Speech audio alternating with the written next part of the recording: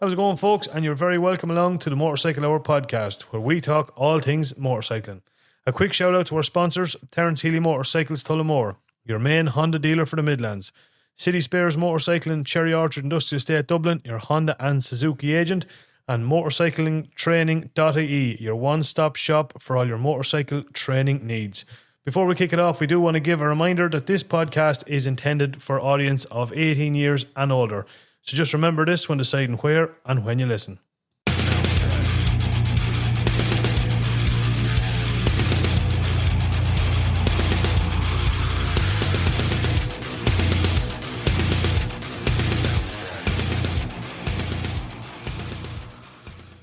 How's it going, folks? And you're very welcome back to the Motorcycle Hour podcast. We're on to episode 60, and we are going to bring a chat we did with the absolute legend that is Stuart Edmonds, the motocross extraordinaire Stuart Edmonds. We had him on for a chat there, so we're going to bring you that interview with Stuart now very, very shortly.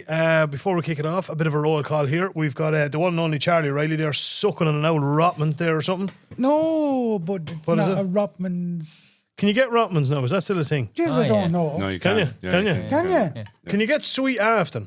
No. No. Well, not in Ireland, yeah. No. Ah, no, them old fags are gone. Sweet Afton. No new fags out there. losing his podcast virginity here tonight. We've got Brian, is a Clondigale member. Brian, how are you getting on, man? Oh, not too bad now. Not too bad. Happy to be here? Oh, yeah. Very happy. Nervous? First time on a mic, yeah. First time on the mic, man. Well, look, if you don't fuck So it you're up, it trying won't be your to the last. first time you're that in your mouth. Hey. Charlie, you always bring the dirt. And the I'm microphone's talking not about... here. no, of course it is, exactly. no. And over to my right-hand side, last but by no means least, rolling up another old cigarette here, is the one and only Ross McQuaid. How are you keeping? What's going on, man? Very little. Living the dream. The absolute Shannon Valley nightmare. The Shannon Valley. You have to bring Shannon Valley, man. You can't be, you know what I mean? You can't bring it I'm that trying to into get Dermot English to sponsor us. it. All right, it could happen. You don't know. You don't know. Boys, what's been going on? Very Like little. all, but apart from rain, more rain, Yeah. and more rain. And more rain, yeah, exactly. I know, honest to God. Pure misery and pure hardship. And talking about pure misery, Kieran Riley's just after walking in. All right, Key. How are you, bud? Well, son, Good to see you, my good boy. And while boys, that been going on, there's a couple of... the first thing I want to talk about, and we're going to talk more after we bring this interview, but the first thing I want to talk about, Brian, you shared it, was, see this new Shoei, is it Shoei that's doing that helmet? Is it show? It was showy, yeah. The Cardo helmet? The integrated. Yeah, Yeah, it's I got the did. whole thing integrated. Yeah. Is that the one that you close at the back? You close down. Did you see that other one? No. Is it? You close it from the back. That's a fucking weird one. But this new Shoei helmet, you sent a video, Yeah, didn't it's you? a Kickstarter. Over in Italy. I'm not sure. Yeah. So like, Kickstarter thing. there's a dark visor you close down on it, and it gives you a heads-up display on the visor of your speed, and it'll give you navigation. I've seen a few of them over the last few years, but they weren't branded like showy or anything like that. And so they look like AI. Yeah. Well, no. No, they were real, though. They were real, but it was like they either looked like they cost about a tenner and they obviously wouldn't work, Yeah. or they cost an absolute fucking bomb. Yeah, they're either €4 off Temu or 16 grand off. Yeah. Some But crowd they, in. but they weren't branded. They weren't like a fucking HJC or Yeah, yeah. nothing like that. Like so, I get you. I'm sure you're doing them. Yeah. That absolutely. Carlo one you were on about, that sounds good though. That Because does sound good, man. Weren't you saying that? I understand to bring them out now like fucking RoboCop and all No, them. I do not know. Oric says they're not that expensive. I don't know. I don't know. But before we talk anymore, we're going to talk more about gear. We've an absolute legend coming up here now in a minute at motocrossing. Talk to me about your motocrossing careers, please. Cha, have you done any motocrossing, dirt biking? No, when I was a young fella out around the bog. Yeah. On Right. what was on? H100s? H100s and now little Honda old- Honda 50s were selling obvious. Yeah. Listen, no, but like, lads, you've got to understand, different generation. You were in the 88s and all. We were back in the 70s. What was the Born bike, up in the kind of a dirt bike that they used to have on board in the morning? Oh, There that was was a- Bull Taco. Bull Taco, Yeah, man. rode Yeah, them. Oh, did you? Yeah. yes, we did. Yeah, I've My never cousin- a my Bull cousin- Taco. Did you ever Yeah, hear No, them? but Bournemouth had dirt bikes. Oh, yeah. Yeah. They still have. Still do, do. man. For going up and down the My, bog own- and my, stuff. my Yeah. cousin Charlie Gill, I used to go up to them and Everyone's your cousin. Charlie had he had an who old you Bull talking Taco and everything. Oh yeah, we used to be out across the old bogs. And Yeah, the Bull Taco. Remember my dad saying about Bull Tacos, all right. Yeah. And What then- were they? 4-stroke or 2-stroke? no 4-stroke. 4-stroke, were they? Yeah. Yeah, and then the boys start getting down DT125 Yeah. and all that. And sure, I had one. we I used to have a 1984 DT125. I had a few slaps, let me tell you, off them. Yeah. Oh, yeah. I would say that. Yeah. Brian, what about you? Any motocross in your career? No, the closest I've ever had a bike to dirt is mountain biking. Well, that's That was it. Well, now, in fairness, you've fallen off the phaser a couple times in I dirt. don't So. have a phaser. Or sorry, not the phaser. Oh, sorry, no, Ross fell off the phaser a couple Ross, times in dirt. that's right. The Honda. Yeah. Doesn't Actually, Mark, technically. I have a bill for you for that Honda that's in the shed. Oh, for the storage. Yeah. Yeah, absolutely. Yeah. Yeah. Hey, but file dripping over, never to believe. Rough yoke. McQuaid, over to you, man. What's your motocross career been like? How are you getting on with that Kawasaki, man? That mechanic of mine just let me down left, right, and centre. Are you serious? Every Friday he promises next week we'll definitely get out. Nah. No, hasn't happened yet. Look, you know what I mean? Fingers crossed, keep the faith. Christmas coming up. You never know what you get as a present, you know? Yeah, but when he told you next week, where he didn't say what next week. Yeah. Well, no, next week generally means next week. No. Depends. Talking It's, generally, if he says to you, I'll do it Friday, it's you don't know what Friday. If Yeah. he says next week, it's Well, I will do it next week. I will do it next week. Nat. good luck. Woo, bud. Oh, Bo, look, you never bo. know, you Tell you never what know. you do. We'll go around, we'll push you around the yard, man. Yeah. And you make the sound. You go bing, bing, bing, bing, bing, bing. No, it's four strokes, so it's oh, more, it's a four-stroke. Yeah. All right. It's more. That's kind of the general gist of it. You know what I mean? I know, but look, you get there, man. You'd be like the road runner, Do you know what I huh? mean? Meep, Look, at least you have the bike itself. You know what I mean? You have, I'm getting rid of the fucking thing. you have the part of the engine that it needs to. You know what I mean? No, it's So- good. Yeah, it'll be gone out of the shed by Christmas. Oh, look at you. Well, sure. Look at you. Wouldn't know. You wouldn't know. You know what you want to do, right? Get rid of it. That's what I want to do. Yeah, No. stick it up for a raffle. That's not a bad idea. Yeah. That is As not a bad project, idea. like you have the spare parts and everything Yeah. there. You It's could just you put organise a together. raffle. First prize, tin of USA biscuits. Second prize, oh, that's absolutely shocking. That's rotten. No, that's rotten. It's not that fucking bad of a bike. No, hello. Should There's be one not third a place. thing wrong with a tin of USA biscuits. Now, I'll tell you that. Heather, they I are, won't they are stand for good that. biscuits. And a They selection are box. nice little And then biscuits. McQuaid's I know, bike. a selection box. I know, don't mind them, Ross. You wished. At least I have a reason to not ride the bike. It's in two pieces. You've got 10 bikes out there. You don't ride one. Oh, Goes he to got do. you there. Goes to do. Oh, he fucking kind of got you there, No, don't he you? didn't get me there, hold on dog. now, hold on now. No. In Chad's defence, though, I bet they all start and run, though. No. You're right to do. Every No, single one of them. No. Right back Every at you, single McQuaid. one of them. Right back at you. Go Sorry there. now, I wanna put McQuaid. He's putting every single one of Guys, them bikes on I'm gonna put a dampener on this, and we're going to bring Oh, a yeah. Stuart out because the row's going to kick off here. So, No, do we know, Row? without further ado, boys, over we go to that one and only Stuart Edmonds. Folks, I want to give a massive, massive welcome to Irish motocross sensation, the one and only Stuart Edmonds. You're very, very welcome to the podcast, man. Thank you very much, lads. Look, this is absolutely phenomenal. Sitting here and walking into this, I didn't actually expect this. So I'm very much looking forward to this. I can see you're all motorcycle fanatics. So I'm looking forward to it. Nah, man, look, 100%. It's kind of weird. I'm a bit like kind of, what would you say? What's the word? Like, I'm a bit... prick. Well, that's one way of putting it as well. I've been following you on Facebook for years, man, really? and years since the first time we started doing Bit of a motocross. psycho. Stalker. I like the new curtains in your house, by the way. But no, I have, honest to God, and like when we were like it's a good few years ago since I was kind of doing any kind of competitive motocross or whatever. But like we used to be watching you, and we used to be always comparing ourselves. And the thing was, you be coming fucking flying around, you do you'd hit a tabletop right or something, and we'd always say, Stuart Edmonds, me bollocks. That was all day. So on that, it's absolutely great to have you here, man. I'm I delighted. really appreciate it. Absolutely delighted. Come here, tell us a little bit about yourself. So obviously it's motocross you will be most well known for. I know obviously in this podcast a lot of it is more road bikes and orientated, but you are the biggest name in motocross in Ireland. Like, you know what I mean? Without everybody knows Stuart Edmonds, who's You mean to I tell wouldn't me- say that now, but look, I appreciate that. Yeah. 100%. You mean to tell me this man here's into motocross? Oh, jeez, but I thought it was tractors. The combine harvesters. Big John Deere. Where you buy it? The Huh? sad thing is, Jazz actually fucking really there. No, come here, tell us, how did it all start, man? How did you get into it? Yeah, so basically, my dad was into bikes, and I was basically born and bred into it. He got a bike, I think he was 18, and he got me going. I think I was 4. I got my first bike. It was a Malaguti, Literally didn't stop from there. I just kind of rode away anytime he was out practicing. Back then it was a little bit different. We kind of had access to a lot of tracks compared to now, and a lot of the tracks were free. You could kind of ride and roam wherever you wanted. So I got out quite a bit, and it was just more fun and passionate. Yeah. And then I went to the racing with my dad, and I'd always kind of hang around with friends and stuff that would be racing, but I would never really race. And I think on my 8th birthday, my dad was like, right, come on, you're going out on your bike today. And I was like, huh? I didn't even notice he put it in the van. So it was a KX60, and my first race I finished 5th. So I was in Johnstown in Kildare there. So holy jizz! Oh, Johnstown in Kildare. Where's that? That's down near. Just do you know where the garden centre is on the My Valley. Yeah, literally that's where it was behind that. So where the dump is now. No, that was up the road from your house. Yeah, that was Coughlin's, was it? Was it? I don't know if it's called Coughlin's. We used to call it Johnstown. Johnstown. Oh yeah, I think I know the place. That's about 400 yards away. It was just off the motorway. Yeah, one of the biggest tracks that was around. Like they had internationals there for years. No way. Yeah, so that's gone now, but that's pretty much how it started for me. And then I just kind of kept on going, rode a little bit, and then I got to a stage where I was probably about 12 or 13, small little fives, and I was racing an Irish Championship against some riders that were riding the British Championship, and I was doing pretty well. And one of their dads actually come over and was like, "You need to get him over to the British Championship."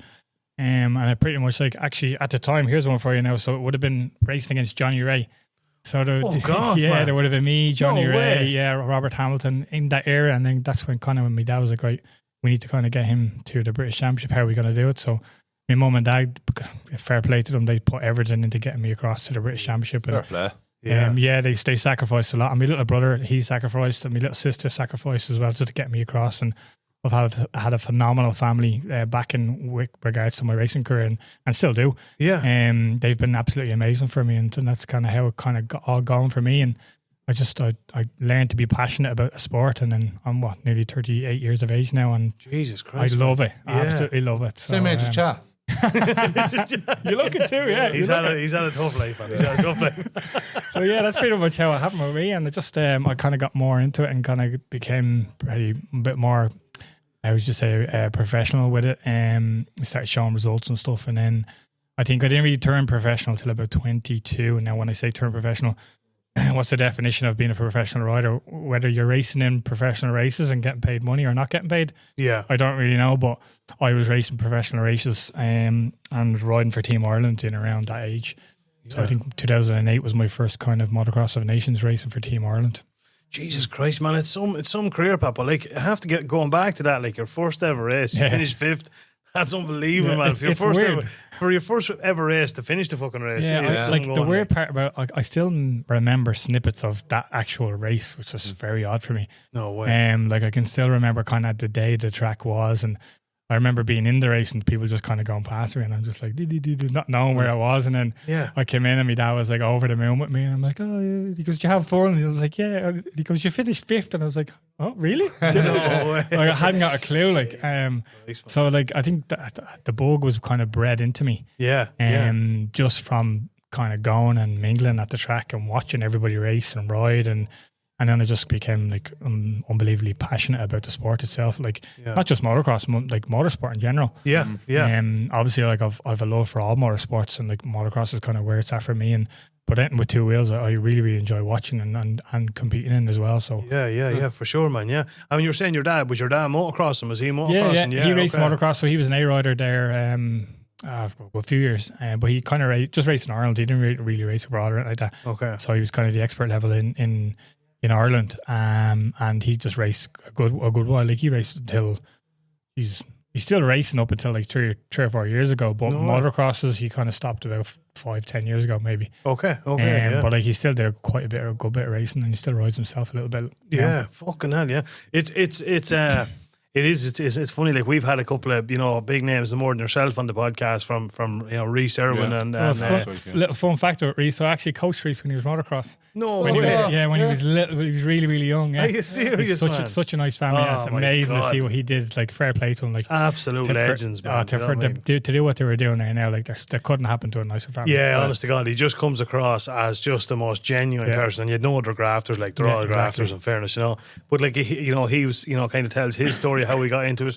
Jack Kennedy was similar when he got into it, but it's all kind of the dad. Mostly it's usually the dad. Yeah, exactly. The dad trying to live his life through the young lad, No more than myself, I suppose. But do you know what the great thing links all them together? It just shows, and again, to what we've always talked about, how it's not backed in Ireland. How much the families have to sacrifice to bring these people, to bring them onto the levels that they're at. Well, sure, only for the family. The families, taking your back. Everybody You'd have has no one said the taking same your thing. back, and sure, you wouldn't be doing it then, would you? Exactly. Yeah, Yeah, that's like, true. Yeah.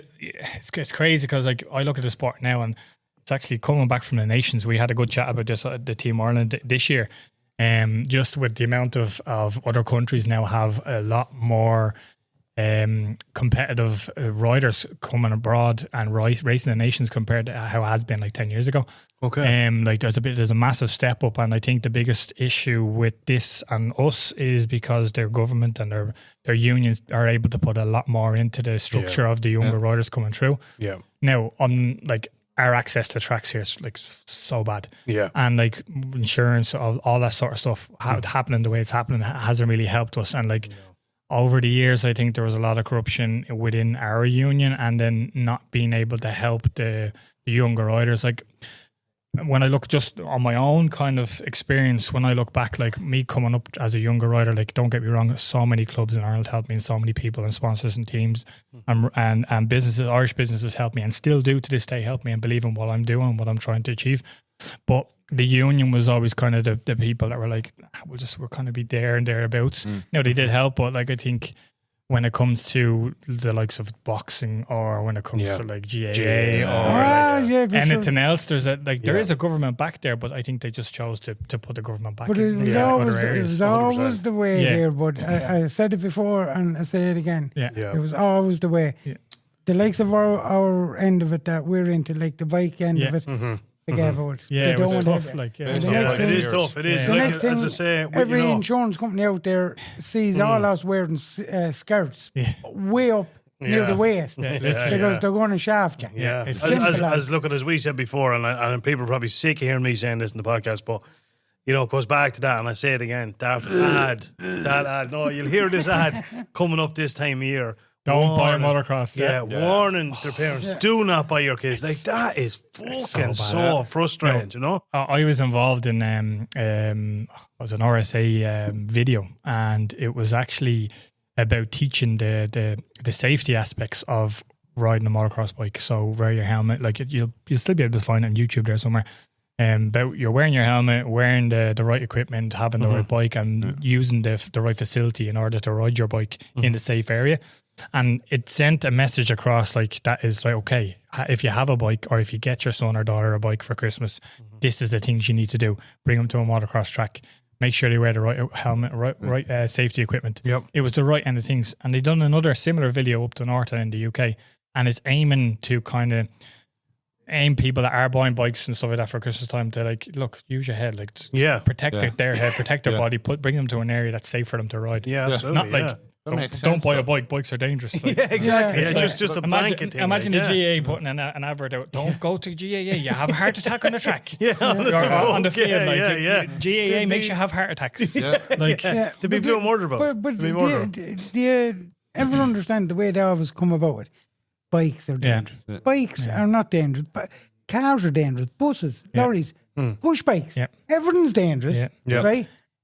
You just have to get the right learning how to ride. Education is the right education. Throttle works both ways. You know what I mean? I'm doing a really, really good piece of work with a youth diversional group down in Moyross. And I'm working with a guy called Tony. He's probably actually know him. Tony's a big motorcycle fanatic. Tony Carey. He got me involved in this a good few years ago about teaching the kids down there that are involved in the wrong areas, riding bikes and stuff like that. To teach them about the sport of motocross and then get them to understand about motocross, the maintenance of the bikes, understanding the passion and the effort that goes into it. And we've actually structurally brought a group of kids through not ever being able to ride a track to actually a race this year. We've actually got them into a race up to north this year, and we've qualified them. Like I've brought them through to the qualification of being able to race a race, and they've gone from being on the roads like in the wrong direction to now actually understanding. You know what, motocross is cool. It's just but do you know? I said it before. I think me and Brendan spoke about this before. Now it wasn't on this podcast, but I think if the government give more money out for things like that, say, for the likes of yourself as a professional, to come down and teach young kids, then there'd be no acting the maggot out on the roads or anything else. They'd all go and do it proper and right.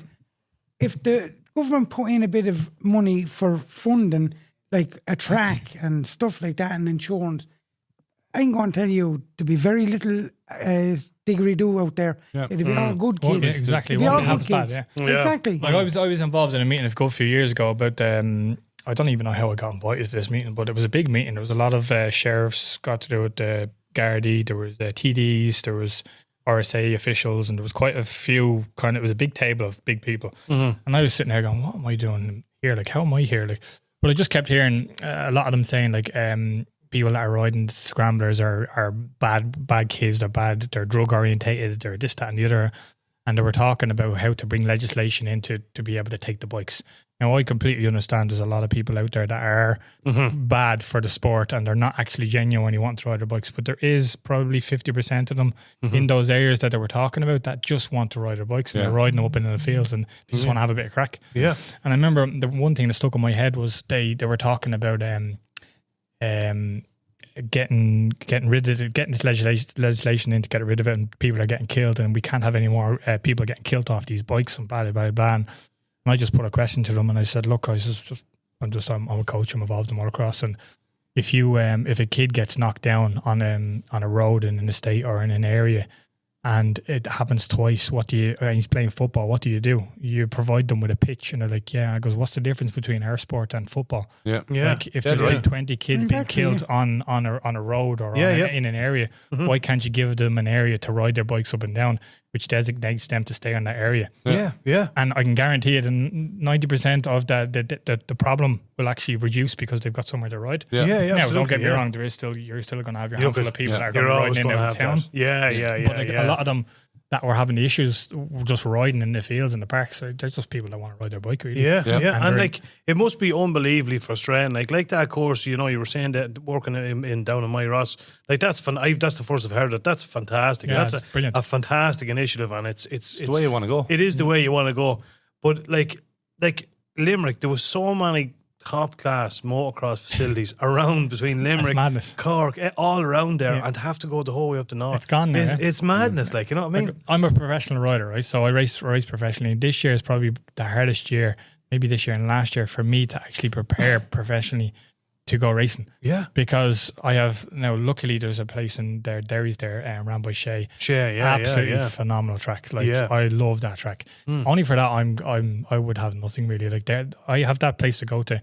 And then anywhere else after that, I've got Kildare. There's another track in Kildare. Calverstown. Calverstown, that's a great track as well. Like, I have Calverstown, Derry's, and that's pretty much it. Anywhere else I have to travel 2.5 hours, 3 hours to go to a track. That's shocking. I have no issue traveling, right? But the problem is when you're trying to travel, get your training in, get your bike prepared, get everything sorted by yourself, your days become very small. And your preparation becomes very small. So 100%. Where you're trying to get 3-4 days of riding in a week, and you're trying to compete against riders across in the UK, and they're getting the same amount of riding, and they're getting more training in, you're reducing either your training and getting more riding in, but then reducing your maintenance of the bike. And it's kind of got a knock-on effect. So like, I could spend all day, let's say tomorrow, going up to North Train and riding. And if it's a mucky day, I'll have to spend most of the day the next day cleaning, and I'll miss out. And like, we always said it, man. Like, exactly as you were saying there, if you can make it in motorcycle racing, regardless of the discipline in Ireland, you'll make it anywhere, because it's just so hard, much harder. It is really is. Like, sometimes it's a bit ironic. Like, some people, like, they have the wrong opinion of like, oh, you've got this, you've got that, but like, they don't realize, like, I sacrifice everything that I have. Like, I've only had me and my partner have only had a newborn and baby boy this year, and like, he's adult. Like, Enzo, he's an absolute amazing child, and like, my partner, I'm so lucky to have her. Like, she's supported me so much this year, like, and the birthday. But I've put everything into my racing, and I still put everything into my racing, and I now have him. I have to put everything into him and my racing, and she supports everything. But I've nothing, absolutely nothing after this, and I want something to work out. Like, as I was saying to you there, of a team, I want to see riders from Ireland or even the UK, anywhere, to be able to develop a rider. Like, my end goal now is, because I'm at the end of my career, I'm a little bit older, over the next year, 2, 3 years, whatever it may be, I'm going to start kind of fizzling out the professional side of racing. So I decided to run my own team. And the idea of that is to have a kind of a goal that I can get a rider, take him on, bring him to a certain point, and in maybe 5-10 years time, see that or same rider that I've brought him to the GPs to a world level. That's not. I've always wanted to be able to compete world championships full season.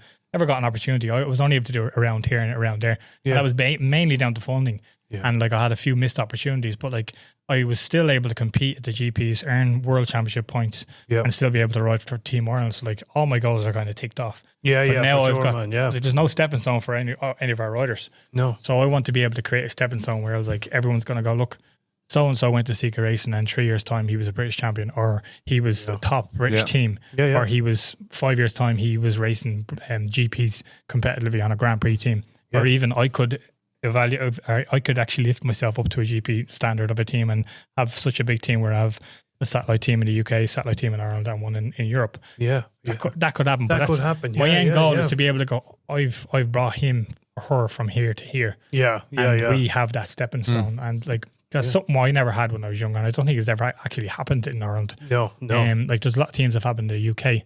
But like it would be nice for me to be able to do that now, and like that's why I've set up Seeker Racing. Like Seeker is kind of I want it to be the stepping stone for everybody to go, look, we need to be on that team to be able to get to the next level.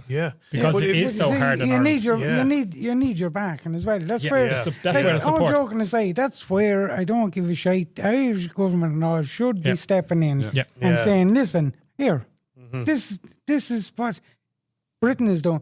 The North are after getting back to Ulster Grand Prix. Right? Mad, isn't it? Because the government are they're involved in it. I find it ironic that like our government have left it so long for the union not to have insurance, and for like not just one discipline, like 5 disciplines, it was like 4 or 5, maybe more actually now. If you include if you include the rally and stuff like that, like not to have a sport, not to have something to go to, and they're just like they're quite happy. I know. It's like, bananas. We had them on the podcast here. They obviously had an election last Saturday night. So we have a new man in now. New president in. I don't know him. I don't know. The only one that I would know would be Carl Brady. He's the PRO and stuff. So look at the only thing I'd say is this is not a dig on any of them. You can't. There's no hiding behind that. And you have to. If they don't put in the work now, everyone's going to know exactly what's happening. Don't get me wrong. The people that were involved in the last 2 years, everybody was doing their bit. Now, I still believe there's like a few egos involved in some of the decisions being made, and that's why everyone was clashing heads. But like, I think we're at the stage now where like we have to make it because there is no alternative. It's either fix it now or it's gone forever. Simple as it won't come back. I like to be positive. Sorry, I like to be positive as much as I can. And for the first time about a month ago, someone asked me about next year. How do you think the racing is going to go? And I just said, to be quite honest with you, I says, I don't think anything's going to happen. If it doesn't happen next year, I think motorcycle in Ireland is gone. It's gone. Absolutely. And everything's kind of just going to divert their own different ways. Like road racing, go do their own thing, motocross do their own thing, and so on and so on. It is heartbreaking when you think of it. Like you go back, like obviously, like there is still there is the heritage of motorcycle racing in Ireland going back a long, long way, back even into the 30s and stuff. But it was a very minute number of people that did it, and it certainly was a lot less accessible than it was now. But we've grown it over the fucking century, you could say, to grow it, that it was more accessible. We have now motocross tracks dotted around the country. We've got enduro facilities. We've got clubs set up. We've got, obviously, Mondello's kind of been there a long time, but we've got different disciplines in road racing. And that's been built up over probably 70 years, you could say. Now to get it to a stage where we could lose it. We could lose all that. Yeah, and a lot of things that people don't understand is like their tracks still have fees to pay. And if there's no practice and no racing going on, like how are they going to afford it? The farmers going, we'll be all right this year. They're just going to close it and say, we're going to put our flock back on it and get the farm back running. Yeah, 100%. That's what I'm saying. What makes me laugh, but yet the government can spend 300,000 on a push bike shed. I mean, come on. You know? Do you reckon it'd be the same price if it was a motorcycle shed? It was a motorbike shed, man. I tell you what we'll do. We'll send a letter up to the boys now, right, and tell them straight out, listen, boys, we're building a push bike shed. but we need 400 grand, right? And the minute they give it, then sure we'll Straight to the new insurance. tracks. Yeah, exactly. Straight to the tracks. Yeah. But I've built my whole life around the sport, and it's saddening to see all the disciplines lose out. Now, I completely understand. Everybody is trying to do their bit, and everyone's trying to kind of help out and do as much as they can. I do understand that, and there is people that aren't really helping the situation or helping the sport in general. But something has to happen for next year to kind of go through, because I think we're at a tipping point now where like not just the riders and the people that are involved in motorsport here and motorcycle and racing here, they're all fed up with everything. And I think promise after promise, like I was only like, I tried my best to stay away from the Facebook side of things because I get riled up. I really do get riled up. And 90% of the time I try say stuff that's good, and then it ends up coming out worse and worse off for me. So I've found it in the past to kind of just not say nothing at all. It's so much easier. And there was I don't know what it was something was released of maybe the presidents, or it was dates or something like that. I think it was the dates for the championship, the Irish championship. And there was a couple of comments just asking, was there insurance? And I was thinking to myself, would that not be kind of the first thing to be kind of announcing myself? Now, they may have sorted. I don't know. I'm just kind of giving an idea of what I was thinking. I was like, Jesus, is there actually insurance? Like, there's no point in putting dates out if there's no insurance. Now, I understand they're putting dates out to kind of secure themselves to wherever, so there's nothing clashing. But then automatically there's the first kind of few comments kind of going through, like it's a bit negative, like what's the point in this if we don't know if we've got insurance? Which I completely understand. 100%. It shows there's a lot of people frustrated, a lot of people annoyed, and then with all the other stuff that happened, it's tough. Like they've all got to be feeling the pinch. Like I see even like, you know, one of your sponsors, I'm not sure if it's a current sponsor, like CCM's. Do you know one what? of my Like older sponsors. Yeah, they have to be feeling it too, like, you know, because I would have been up there several times, and like a lot of the clientele that's been going in is lads that are racing. Do you know what I mean? Whether they're buying the newer bikes or they're buying rebuild kits or whatever it is. So like they have to be feeling the pinch. No more than mega bikes is your Yamaha, you know, and you know, Honda 2 wheels and all that sort of stuff. So they obviously have to be feeling the pinch. They definitely from do. that too, like I'm CCM are one of my first main sponsors, and actually my longest ever sponsors. So they've been sponsoring me since I'm like 14, 15. Jesus. And they've sponsored me every single year. Still currently sponsored. They're all on my jersey. You see them there? Yeah. They still help me out, and they're like one of my like most loyal sponsors. Yeah. They've been feeling the pinch. And there was a race on there that was organised, a grass track, and long cross. And just the difference in that week of that race being ran on people wanting to get stuff for their bikes was phenomenally massively different in sales, just because of one weekend of racing. It's the mental, like it is. And I'm a coach, like a lot of my money comes in through coaching, and I don't like coaching without insurance and like the rights. Like I always got a permanent insurance. I always had my ambulances and my coaches, and I ran quite a few coaching days or one-to-ones throughout the year. Yeah, and I don't do it now because there's no insurance. Because there's no insurance. Yeah, there's so much issue with insurance right now and claims and problems that like I can't leave myself liable. No, like I literally can't. I can't leave myself open. In for a big bill. As much as I want to help, there's an endless amount of people I've met. Can we set up a one-to-one? Can we do a group session? Can we do this? Can we do that? Man. I'm like, I'd love to, but there's nowhere to do it. I can't do it. You mentioned there about the Sheshe's track out in the Derrys. Like that's only like obviously 5 minutes from here. Yeah. And where his track is, my wife would actually be related to Sheshe, you know, and he'd be a cousin of Sheshe. But everybody knows Sheshe, you know. He's just, everybody knows him. He's a real nice fella, gas character. I sound. Sheshe, you know well. Sheshe. Don't know. Yeah, everybody knows Sheshe. But it was funny. I would have done motocross set up and down and go up, done all the tracks and stuff. And then I had a massive spill in Calverstown. I actually put all the bones and stuff out through my arm and done a right job on myself. And so parked it for a few years. And I used to be dropping the kids out to their grannies, and like literally 2 fields across is the track out in the Derrys. You know, they're right on the hanging road. And I used to always hear these bikes and stuff, and I used to be thinking, because it's bog all up, so it wouldn't be uncommon to hear bikes there anyway. But then somebody said to me, no, there's a track out there now, the Derrys and all. And I was like, fucking hell. And just out of pure, you know, curiosity one day. Nosiness, yeah, that's a polite way of wording it. Yeah, sorry, out of pure nosiness. Decided, fuck it. We headed up anyway for a look, and man alive, I was like, what the fuck? It is class. Like it is some facility. Like. It's great, and like I have to give it a Shay. Like he's always wanting to make it better. Yeah. And he's always asking for my feedback, and like he doesn't realize how much he's putting back into the sport, especially just for me. Like to have somewhere to be able to ride that's open every single day of the week is phenomenal. And it's something that we need more of here. Absolutely. Especially like when you come to a certain level, to be able to have an opportunity to ride wherever you want on the track. Yeah. Well, one thing about Shay Farage, Shay is very helpful. Yes. Yeah, he's a hard golden fan. Oh, geez, he has. I know Shay since I was a child. Because his mother. Listen here, Shay, we're bigging you up here. No, but his mother and father had a shop over. My granny, Lord Missioner, lived just across the way where they had the shop and all. Yeah. I know Shay since I was a child. Yeah, no, he's and great. He's sound. Cooper shop, sound. yeah. He's gas. He's always asking me like, "Oh, do we change this or do that?" And whenever he makes changes, the first thing he does, he rings me. "Oh, where are you? You come to ride the track. I want you to test the section now." Yeah. And like sometimes it works, sometimes it wouldn't work. I'm like, "Oh, change this, do this." And you go, no problem. He'll do it straight away. But that's, you know what I mean. In fairness to him, there's other tracks, and I won't mention them, but they don't give a fuck. They just want the money. Do you know what I mean? They'll hardly grade the track. Do you know what I mean? Yeah. But like in fairness to him, he's into it. I just even chatting to him, but like going back, just as I was saying, so I was like, this is unbelievable. This track is fucking top class. So my young lad has a little 125.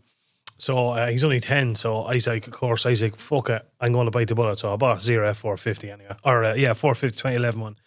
So we headed out there one Sunday, and just now it was as wet as it is now. Like, it was horrendous. You know what I mean? The bar would have been nice then. Oh my God, man! It was just, that's what I was saying. Like, it's just the front. Like, you don't mind. Obviously, on a dirt bike, you're well used to losing the back, but when you're just completely losing the front, you're just like, this is unbelievable. Like, but I was just saying, and then he was talking. He had mentioned you, of course, a couple of times, and mentioned a couple of lads that was doing stuff, and I just said to myself, wouldn't it be fucking savage? And I know, like, the amount of kids that love it. If he says, "Oh, just come bring the kids out Saturday," Stuart Edmonds is doing a track day training day for youths out there. It's £100, whatever it is. It'd be class, like, and that's not realistic. That's not a huge thing to be asking for. Do you know, realistic? But I understand absolutely, because of insurance, your hands are tied. Yeah, like, so I bring the My Ross crew come up there. They have all their own insurance and stuff like that. Mm-hmm. And there's a certain amount of things that we can do up there with them. Yeah. But I'd love to be able to run one day a week up there, so that I'm able to kind of run a 10 or 15 group training school once a week up there. Because you can have, once you're regular every week, people will come. Like, if it's every Wednesday at a certain time, you close off the track from 5 to 9 or whatever you want to do it in summertime. Yeah. People will come for it, and that's what I think the sport needs, is more regular training. Now the union MCI they've got an academy up and running now, which is great, and I'm involved in that as well. There's a few other people involved, and coaches and stuff all around Ireland. Okay. Sorry. Yeah. And that's something that's going to be getting a lot bigger. I think there's like 10 or maybe 15 riders involved in it this year. It's only a new thing that we're going to do, but rolling on to next year, I think there'll be a lot more riders that are going to be involved. A lot more parents that want to be involved, and then I think it will gradually grow from there on. Yeah. And that's as far as I can remember, and I'm involved a long time, I think that's the first time anything has been organised with regards to an academy and the Motorcycle Union of Ireland. Now, I've done coaching days, but that was off my own back and running through their insurance and stuff like that. But like, to actually to be organised within the union themselves and have an actual board in organising it, it's great to see that. Like, for sure. Gavin, I think he's one of those people that's part of it, and there's a few other people involved in it as well. So it's nice to be able to see that now, which means everybody's thinking of the future, and like 100%. I think that's important as well. But like, as we go back to the insurance side of things, I think the main thing is that needs to kind of be fixed and changed going forward. And I think the government have a big issue or a big problem with that, and they can make that change by altering the legislation and making it a bit more lenient towards like our what's called the suing scheme, should I say? Yeah, exactly. 100%. Not make it as easy, like for the rider to take more of the responsibility. Like, that's a lot of it. Like, the amount of kids, the amount of riders that's out there, let it be motocross, enduro, road race, whatever, are some of the best riders in the world. Mm-hmm. It's just, there's nothing happening for them. No direction. You know, every other country gets behind it. A bar Ireland. But so, like, wouldn't it be great? And I think the way it kind of used to work, having done track days and stuff years ago ourselves and stuff in Derry Arkin and a few places. But so if you wanted to run a training day, I'm right in saying you'd have to pay an insurance fee to Motorcycle Ireland. Yep. So whatever, say it was 600 quid for this. So then right, well, I can, for me to be able to pay insurance and pay for your time, I can have 12 kids at whatever. Like it realistically doesn't have to be that complicated. Yeah, so you can just do that. Science. No, it's not rocket I science. used to have to. So part of my deal was you have a permit and always had an ambulance or a paramedic on scene, depending on where the track is. So the likes of Athlone, the track's quite far away from the hospital. So I would always aim to get an ambulance there or some sort of transportation for an injured rider if it happened with a paramedic there. So automatically, depending on your paramedic, you're looking at 150 to 250 euros for a paramedic, and it's anywhere between 200 euros and 350 euros, maybe 400 euros for an ambulance to be there as well. Okay. It could have, now that's 2-3 years ago, it could have gone more now. Most definitely has. More than likely, probably, that's your average cost. And then I was quite lucky, a lot of the tracks would never charge me a fee because I would always ask them to leave it rough. I didn't want them to grub it or grade it or have it perfect, because you learn more on a rough track and there's more areas to coach the riders, and the riders would learn a lot more with a rough track. So, and a lot of the clubs, they would never charge me, and I'd even tried to show them a few quid, but they'd never charge me. They're always very good that way.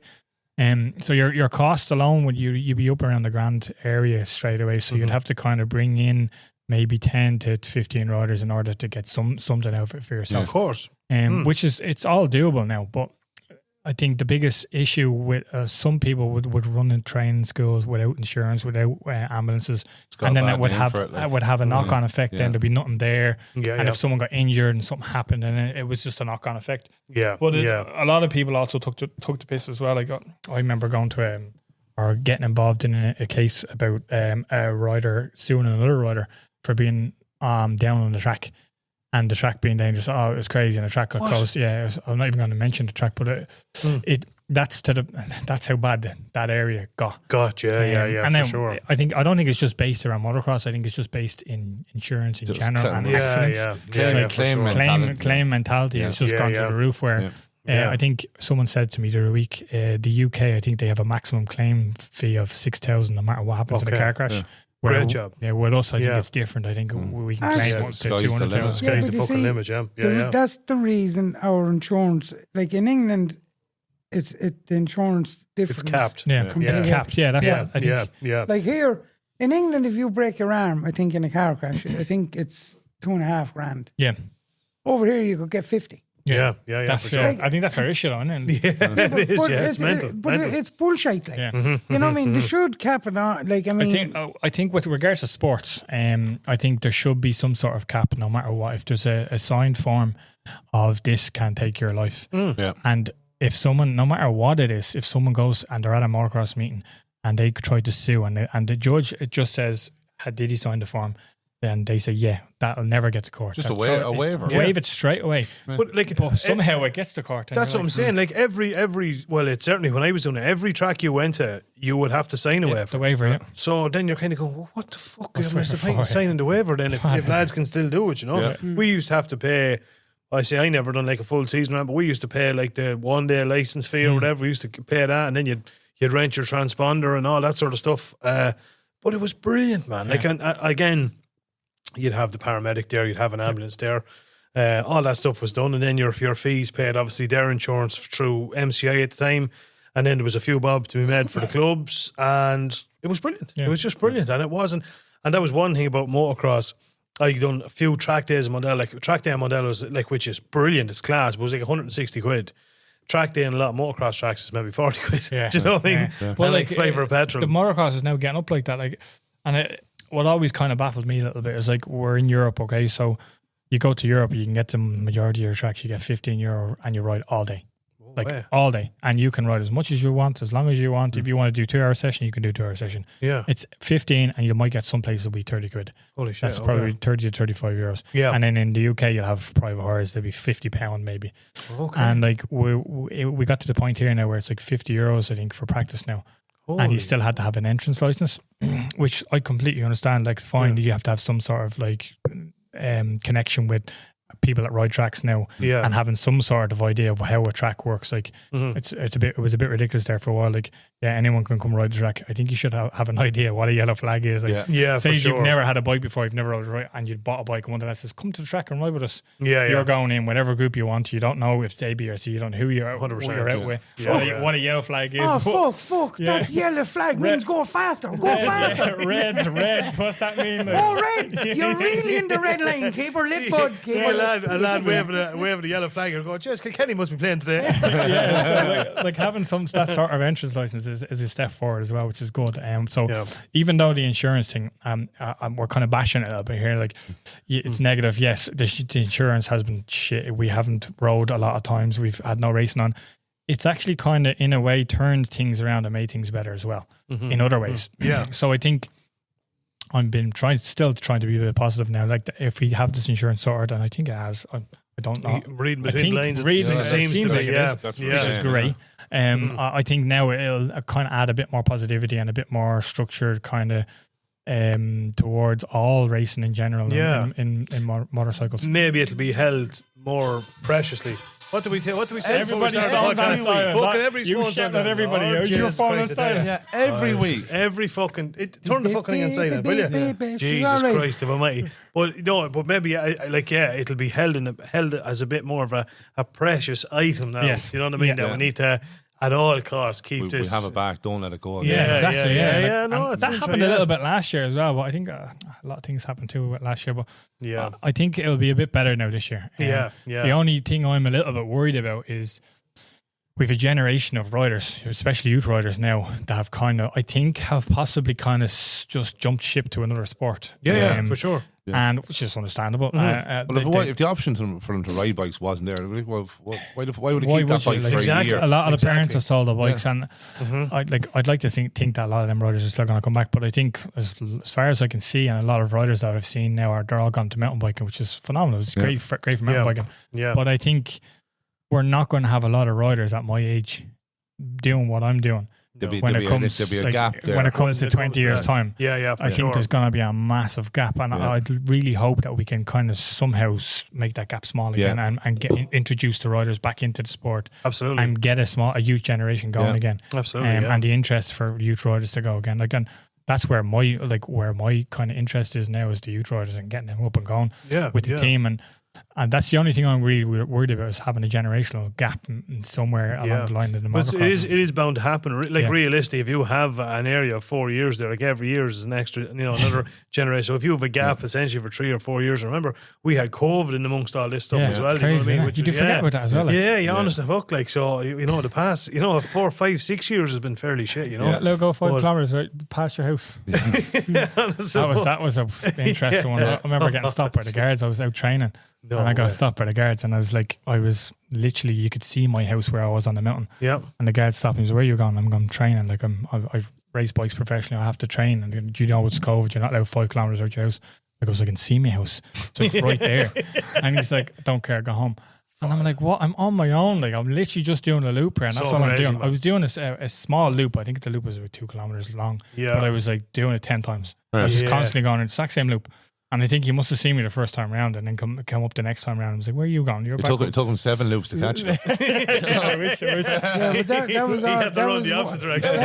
Like you think about it, you're like, "Go home." I was like, "Well, I'm not doing it on my own here." Like that was the biggest con ever. It was. I remember, like as you were saying there, I remember the first day of the lockdown, when this big lockdown and Varadkar made a speech and the whole lot. I think the next morning, it was a Monday morning or something. They were on a party. No, but that's another story. But no, it was a good one. It was a good one. But it was a great one. It was all, the whole country was in lockdown like that. You couldn't go any more than 2 or 5 kilometres, wherever it was. So I thought we were living in our last house, out in Ballyboggin. So where my house was in Ballyboggin. The boys know, obviously, Rahan Woods. Yeah. But I know where you were. Yeah, well, I'm just trying to fucking explain to people I don't. It's literally a kilometre down the road. I never forget. I had the 2 kids. Hannah was only maybe 2 at the time, and Cooper was 5 or whatever, walking through a wood in the middle of nowhere, and you couldn't met 2 guards walking. Oh no. I was just like, what? And next thing, how are you? Walked over, and you're aware of the lockdown. Yeah. And exactly the same as your story. We were just right at the bridge, the bridge, and I says, yeah, well, you see that 2-story over? Yeah, that's my house. That's all right, so I shall work away. And Jay, I was like, is this actually fucking happening? It was just weird. In a forest in the middle of Jay's, not 2 guards out walking. So the day when I would have been in the bike, they were up to something else. They tried to stop me, but they couldn't get me. Yeah, well, in fairness, they were on horses. But come here, getting back to your own career. Talk about some of your highlights. Like, obviously, we probably veered a bit there, but obviously, you're racing professionally now. So how did that break us down from racing in Ireland, doing your bit of racing, to obviously doing, what was it, like the Southern, what did they call the championship here at the time, or what? So yeah, it would have been Southern Centre Championship, Irish Championship, Ulster Championship you would have been doing as well. So that would have been my main thing for the weekend, and then I was doing British Championships as well. So when I was kind of in the youth, the BYMX would have been the British Youth Motocross Championship, and then there was a few different championships that ran, like the Kenwin Stanley. What else was there? There was quite a few championships kind of came and go, so you were always trying to kind of dip in and out of them. So there was at one stage we were riding the Southern Centre on the Saturday, an Ulster on the Saturday, and then we're getting an overnight boat and competing in the British Championship on the Sunday. To try to keep your kind of name dipped into the kind of the same thing and keep your championship going. And the end goal was kind of to ride well in the British Championship and to kind of get team recognition over there, and just to be basically to put your name on top of the map really when it comes to the British Championship. So it took a while to kind of get that going. We had a lot of sponsors. I rode for TM, which I'm actually back again this year on the bike that actually came through all my life. Yeah, so we rode that for a good while, and then it just kind of slowly started to kind of work, and then I got involved with a guy from the north, Philip McLaughlin, and an old rider that I used to kind of look up to, Adam Lyons. I kind of basically just said to him one day, I said, look, I'm at a point there where I need to kind of learn how to train properly, and as far as I can remember, I used to ask people how to train and no one really kind of knew, or anyone that did know were too kind of interested in giving you their secrets. So I had no one really to go to, so I kind of had to learn how to train myself and understand how it all worked and what way the best. And Adam gave me kind of some advice and just told me, look, just do this for a few months and you'll get to here, and then do this. And then Philip McLaughlin, he was just off the bat of being an enduro rider, so he was super fit at the time, and he had to actually kind of stop because he had an issue with his heart, and he got involved a little bit and kind of just brought me, still to remember to this day, he says like, have you been training? And I was like, yeah, I've been kind of starting what Adam had told me, and I think it was only like 2 weeks into it, I'd say, and he brought me for a cycle, and the cycle was that long that he was pushing me home. Like I completely bonked. No way, man. I had all my jellies. I had everything that was in my back pocket. I had all my water and everything that was in my bottle. I was like, I was done. No. And I remember getting to a point where I was like, I am not gonna. I don't even know where I am. I was up the north. I don't know where I am. It's freezing cold, and I was like, I don't know much longer he's taking me out. I can just remember he's sniggering away there, and I think he knew what I was thinking of. And he's like, "How you getting on?" He wasn't on an electric bike. No, that wasn't involved back then. This is going back 2010. I remember him saying, "He's you all right?" And I'm like, "Yeah." And he's like, I was like, "How long have we got?" And he's like, "Just another couple of hours." And I'm like, "What?" And I literally just had my last bit of jelly, little round tree jellies or whatever. Yeah. Into your mouth, and I'm like, oh, I should have saved them. And I was literally I'm done. So I think about half an hour later, I was I got to a point where I think you could walk faster than I was cycling, and he just had to push me home. And he's right, you need to do that once a week, and then you need to do more of these lower stuff. And I'm like, what? I was like, 4 hours, and he goes, yeah, you have to do. That's what you do once a week. And I was like, oh, okay, you're right, okay. And then I remember getting involved with another guy from Trinity. He's a phenomenal guy. He was basically involved in the kind of physiological side of things, and he was a professor in there, and he knew everything.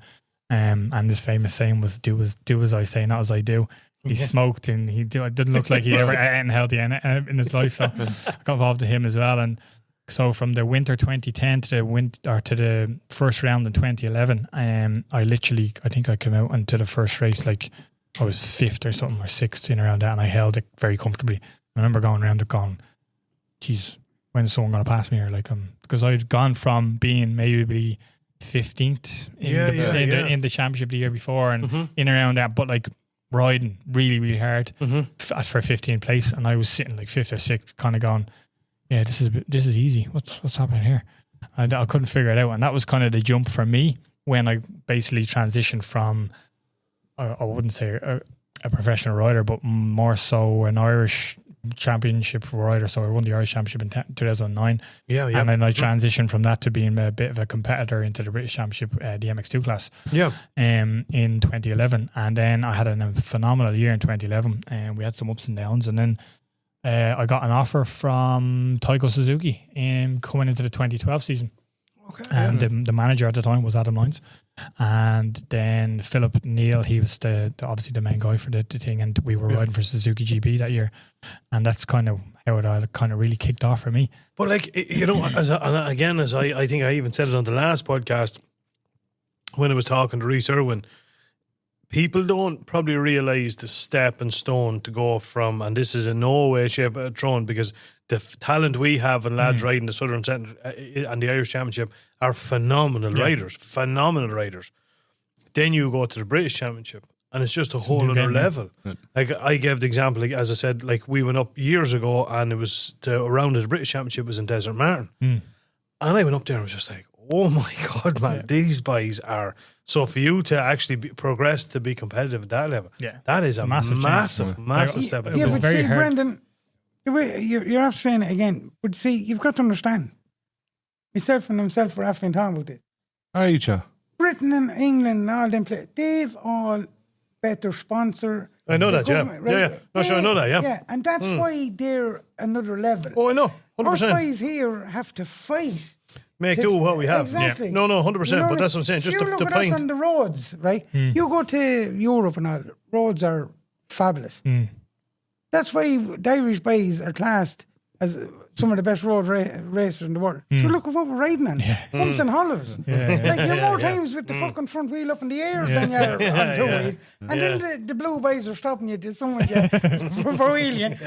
Sure, it was the pole. You know what I mean? No, but it is like, as I say, that is some stepping stone. To be competitive at that level is just unbelievable. Like. Yeah, like you try to kind of explain the difference between like riding back home and riding in the UK, and then even again, there's I see it as 3 or 4 different stepping stones. You've got like your Southern Centre, and you've got, yes, the tracks are good, and you ride it around the track, but how the track develops with the riders on it is completely different to what a track would ride at an Irish Championship with faster riders. And then the exact same thing happens in the UK, where the tracks would be a lot more technical, and they get far more developed because of the amount of riders that are on riding it at speed. So you'll have massive ruts, massive bumps. So your attention to riding the track, your ability on the bike, and your fitness is a massive kind of input into the whole kind of package of what you deliver when you go to a British Championship as a rider. An Irish Championship, yes, it gets rough, but it wouldn't, like, you probably, the second race of an Irish Championship would be kind of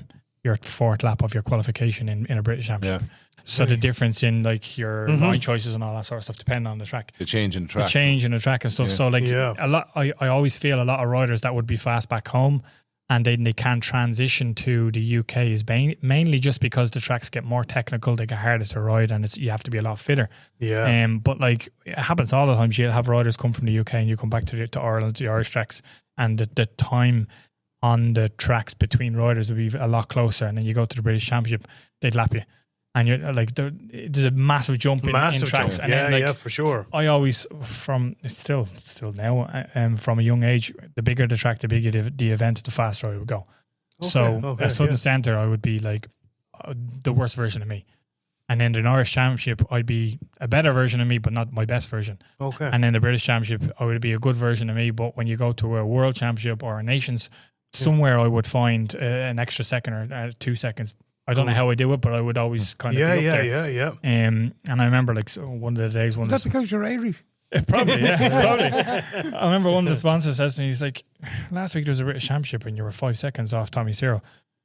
You're at the Nations this week and you're on the same second as him. Or like I was the second behind or something like that. I'm like, yeah, and... I don't know what you're getting at. He goes, how are you 5 seconds slower than last week? And then you're just like, your closest lap time this week. And I'm like, I don't know. That's mental. Well, I genuinely, like, I wouldn't be racing any different. No, and obviously it's not fitness levels because it could be like, one week to the other. Like, You remember the bike at a third gear. It's weird. Like, honestly, I could never explain how or why it would happen. So that is fucking mental, man. yeah, so like, I think that was kind of a big thing for me, is learning the transition of how to become a better rider when it came to fitness. And then that was kind of the main step, or the main transition for me, was understanding the training I was doing was wrong. And the training that I had to do, it seemed easier, but it was also harder, but I had to commit myself to it more. Okay. So like, I still to this day, I remember like that winter, I just kept telling myself, just keep doing the laps, just keep running, just keep cycling, just keep doing it. And I was going out for a run at like 7 p.m. after work. And no, 7 or 8. After work. I remember my ma saying like, yeah, you haven't had your dinner. And I'm like, if I have my dinner now, I won't go for my run. Yeah. And my ma's like, you're going running? It's like minus 20 degrees out there. And I'm like, yeah, I know, but I have to go running. And I remember it wasn't snowing, but it was like close to snowing. And I had a jacket on and I had a woolly hat on. And my run was like an hour long. And I got halfway through it and I was like, I can't do this anymore. Like I was at the breaking point where I was like, why am I doing this? Yeah. Like, I don't understand. And I just got a little bit of an inkling, like, this is what you need to do to be able to get to the next level. And I stopped the run an hour later and I had to take my hat off. It was froze to my head. I had to peel my hat off my hair, and it was literally, I could put the hat there and my hair was all stuck up. I could put my hat there and it was frozen solid. And I remember like that first round that year, that year, 2011, I remember saying to me, like, the reason I got them results is because of that winter, that training, the commitment that I did. Yeah, for sure. But it is interesting as well. Like, as you say, when you train hard, not only are you improving fitness, but I think when you're on a bike and you're waiting for that gate to drop, you have in the back of your head going, all that shit you put up with, that's led you up to this point. Mental. Yeah, exactly. You have a state. You're all about psyching yourself up. Say you've run 10K, you've done it. You've trained 5 days a week. You've lost 10 kilos. You know what I mean? You have put in all that to get you to this point, and it's a kind of a way of going. Psychologically, it's so important. Like, for me, I always felt like if I didn't do my training, psychologically, I was already kind of not bet on the line, but I was already, geez, I didn't do those days this week training, and like it transfers to other riders differently. Like, if you look at Jeffrey Hurlan, supposedly if he doesn't ride 6 days a week, he feels he's not prepared for the GP or the following week. Now, riders are different. If I ride 6 times a week, I'm actually burnt out when it comes to the next week. I'm completely burnt out. So like everything that I learned over the last few years and all the stuff that I've kind of engrossed myself in when it comes to training, it's actually, that's what I've now opened up my online course, Seek a Fitness, and because I've so much knowledge of it, I want to be able to transfer not just to riders, but also to people that are just wanting to lose weight or maybe get a little bit stronger, do a 5K run, that sort of stuff. And that's see the way he looked at you when he said a bit stronger. That's literally just. He was looking at me going, I seen the guns there. Hey, come here. That used to be all up here. Now it's there. It's a 6-pack, So that's why I started the Seek a Fitness, because I when I was younger, like, I was asking, and like no one really, whether no one knew or whether they didn't want to tell me, I don't know. I can't answer that. But there has been just 1 or 2 people that decided, look, you just need to do this. And from what I learned from that point in 2010 to what I know now, it's like massively different. And I remember saying, like, even it only happened a few weeks ago where I was talking to somebody and they were like, well, if there was anything you could change in your career, what would you change? And I was like, I'd love to go back to like 2007 and say to myself, stop doing those 2 hours in the gym there and lifting weights and start doing more of this cycling stuff and more of this running stuff. Because I remember going, it's Total Fitness in Sandyford, right? It's an amazing gym.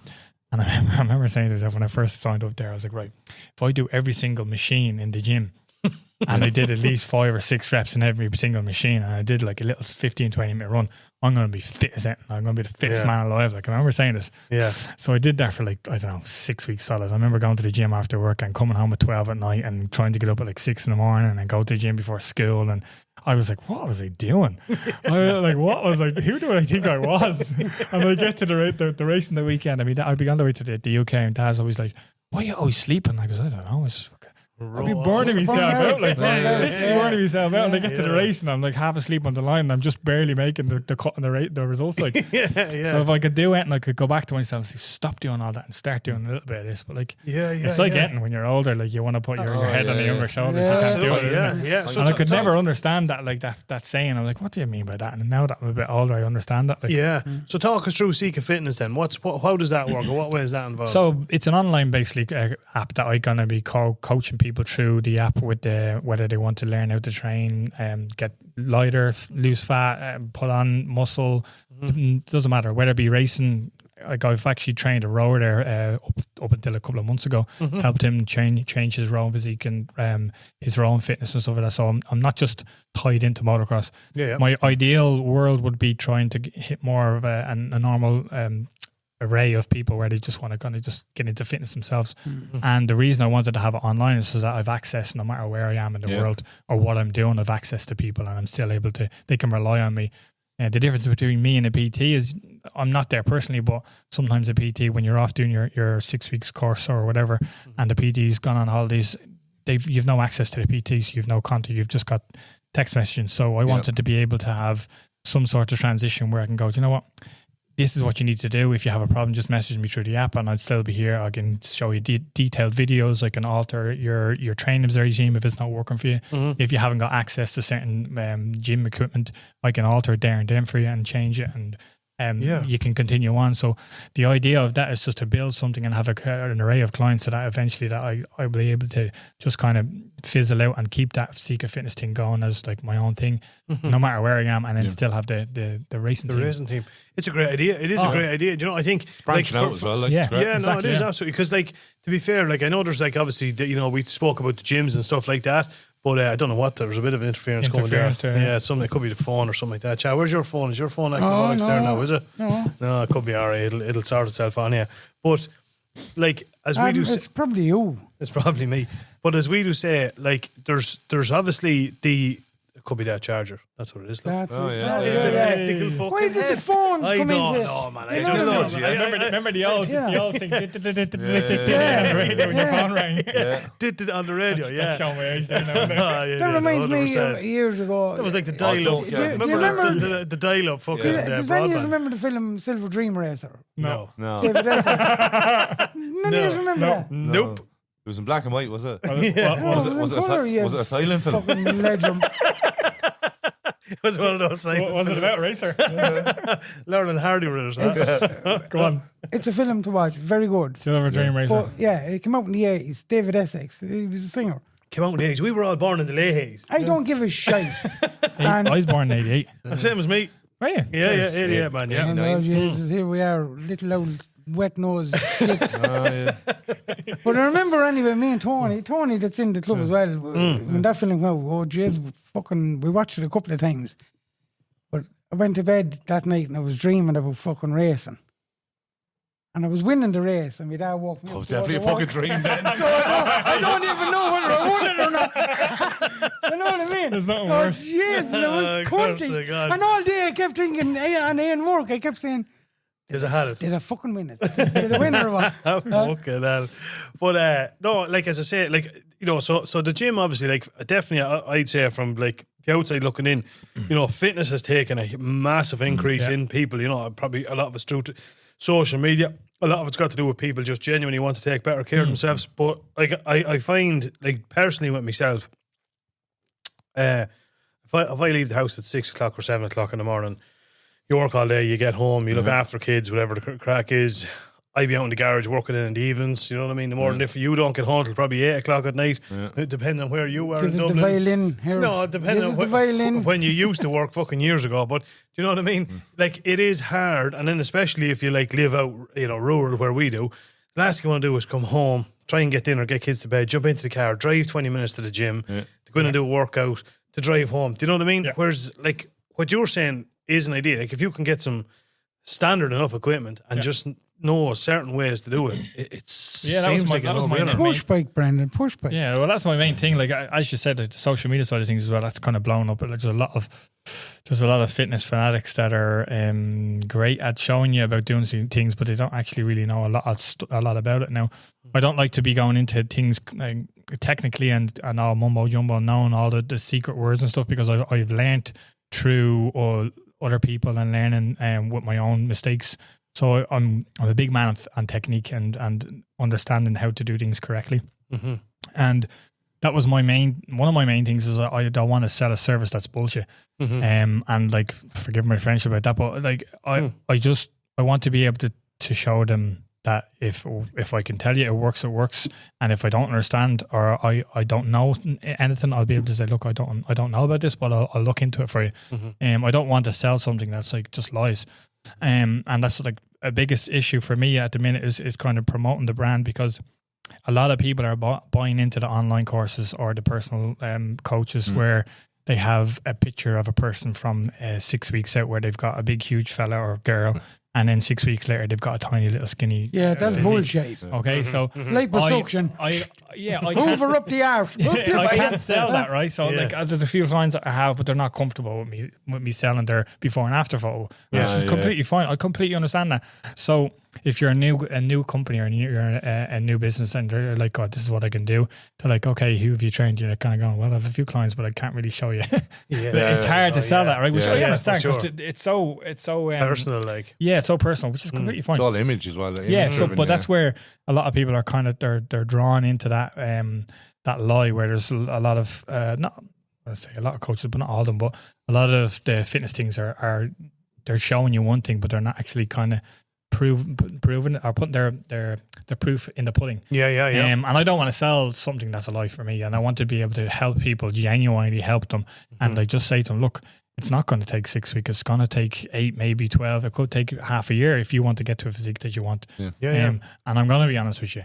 Like, and then some people you can say, look, you know what, you're working well with this. Like, actually keep this going, and you'll be where you want to be in maybe 2 more months. So I want Stuart, it doesn't realistically. There's no way. I see it there on, as you say, Facebook is full of shit. It's full of it. But you'd see it there, and this, if you take this vitamins and do a bit of training, you go from 20 stone to 6 stone. I love the ones that's like, drink, 50 milliliters of apple cider vinegar once a day and you lose 6 stone in a week and a half. Yeah, no, but I totally get what you're saying, like 100%. I wish I could remember this now. I don't even know what I'm saying, but the professor told me, he said, because I remember him saying, I always talk to him, I actually got quite friendly with him, Bernard, and he was telling me about like losing fat and how it works, and like don't listen to the bullshit and don't look at all this stuff because it doesn't work. And I remember him saying to me, for a kilo of fat to be burnt, it takes like something like, I don't know, it was 7 hours of non-stop cycling or something. Now, don't quote me now. I don't know the exact numbers, but I remember writing it down. I've got it at home somewhere, but it was something like that. And I'm like, what do you mean? He goes, well, if you sat there and cycled at that pace, what you're cycling at for an exact amount of this amount of time, because he was able to read my readings of what I was burning and how it was working. He says, you'll burn at 1 kilo of fat in X amount of hours, but that's if you don't stop, you don't put anything back into your body, and it's just your body burning fat. And I was sitting there going, wow, really? And he goes, yeah, it's that easy. And he goes, but that's just you cycling for 7 hours and doing nothing else. And I'm like, yeah. So it was something along those lines. And it made me think then, he's like, well, if you're going through it today and you're eating and you're doing stuff and you're sleeping and you're doing all, and you're working out, and you have to remember there's a lot of ups and downs that your body takes, and you have to be consistent with your diet. And your main initiative is being consistent with the diet, because like I think he said it was like 80% of any weight loss or any fat loss or burning or anything like that was got to do with your diet and being able to be consistent with your diet. Your training is important. Don't get me wrong, it is important, but you have to be able to kind of maintain your diet as well, which is where it will get you most of your results. Yeah, absolutely. I heard it's been said before, it's like it could be 60-40 or 70-30, like something like that. Yeah, it could be 70% diet and 30%. That stuck with me. Like, it's to prefer, like he says, to burn that kilo of fat. Like, and I was just like, crazy. Like, so that's what, like, the main thing is why I always like to be working in an industry that I'm enjoy and working on. And as long as I've known and said it to people, like I want to be happy with what I work at. There's no point in you going to a 9 to 5 for 5 days a week and earning $2,000 or whatever a week, or with $1,000 a week, or whatever hating the job and hating your life. Not only does it affect you mentally and physically, but it affects the people around you, and then it affects your life, and then in the future leads into everything else. And I don't want that. And I see so many people, they're just like, they gone to college, they spent X amount of money doing college, they're in their college job, and they finish college, and then they don't even bother doing their college job, and they're in some other job that they hate. Yeah, and you're sitting there going, you're like, why are you working? Like, why are you doing this job? Oh, I need the money. Yeah, but like, would you not be happier doing a job that gives you a little bit less money and you're actually more job satisfaction? Yeah. So this is like, I wanted like the team, like even though it's hard to do the team, I want to do stuff I'm enjoying doing. Yeah, absolutely. So like the fitness end of things, I enjoy fitness, and I get a bit like same with coaching. I get a massive like buzz out of like understanding when I spend a few hours at somebody coaching or training in the gym and stuff like that, and I see a difference in them. Like it gives me a great sense of like I'm happy with that. Like that's pride like, in your work. It's pride in the work. Like and it's the same with the My Ross crew. Like for me, like Tony actually, when he said it to me, he says, "Isn't it mad to think 4 years ago, like 5 years ago, like we actually had to teach them how to take off on a bike, or one or two of them knew how to ride, but this fella here, particularly one of them was like, he could barely take off, and now he's flying around on the bike, and I'm just like, that instant, like, oh, that's unbelievable. Like, that's class. It's nice that, like, there's no wage is going to match that. Yeah, exactly. Get that over. For you then to stand back and see when that young lad's flying around that track, jumping jumps and all that, and you can go, imagine I helped teach him how to get involved going. In that. You know what I mean? Yeah, you must feel like that with me, bro. I do. Oh Lord, yes. Here we go. He put me on a bike. Here we go. Dumber and dumber. I did. That's why. That's one of the reasons why I set up Secret Fitness, is because I wanted to be able to do it, not just with riders and kids. I wanted to be able to do it with other people as well, and see a difference in their change. Absolutely. So if somebody so you've got a customer here tonight. Anyway, I said I'm definitely we'll chat after this. Sign up. I need to do something 110%. So anybody else that's out there, and I'm going to talk a little bit about my journey on it. Do you know what I mean? Going forward in the podcast. How does anybody else that's out there, how do they get involved? If somebody wants to get involved with yourself and Seeker Fitness, how do they contact you? Yeah, so there's a few different ways. You can get onto the Instagram, Facebook, the Seeker Fitness or Seeker Online Fitness. You can look at me, 162 at 162EY, or just put in my name, Stuart Edmonds, and you can contact me that way, and we can set you up that way as well. It's a pretty easy process. Just fill out a few forms and get you logged onto the app. Yeah, sounds like a fucking plan. Mira, I'm going to have to start, as has happened on this podcast, we usually say to lads, it'll take about an hour. We're an hour and nearly 15 minutes in now. So but that's the art about podcasts. You get involved and engrossed in a conversation. 100%. I think that's what's important, is natural talking child talk about the government first. Natural flow of energy. We can always have a part 2 anyway. I tell you what, I love this place, and lads, I'd love a part 2. There's sleeping bags over there as well. Even better. Well, sure, look at the child invite you for a part 2, all right? You're welcome to come on this fucking podcast anytime. Definitely go, absolutely, yeah. But last thing I do want to ask you before we go, with the team, talk us a little bit about your team. What's going on at the minute, or what have you got set up this year, or 2026? What's the plan? So, firstly, this year just gone. So it was kind of my first main launch of the team. So, which I had my first rider, Cole Nally. He's a little kid from Wicklow there. So actually a funny story. Sorry, when my dad, he actually had his first. When he had to have a drink here, when he had his motocross shop. My dad used to run a motocross shop. Did he? Yeah. So my dad sponsored a couple of riders, Roston Levy being one of them, and Dylan Nally being the other. Dylan is actually, Cole is actually Dylan's son.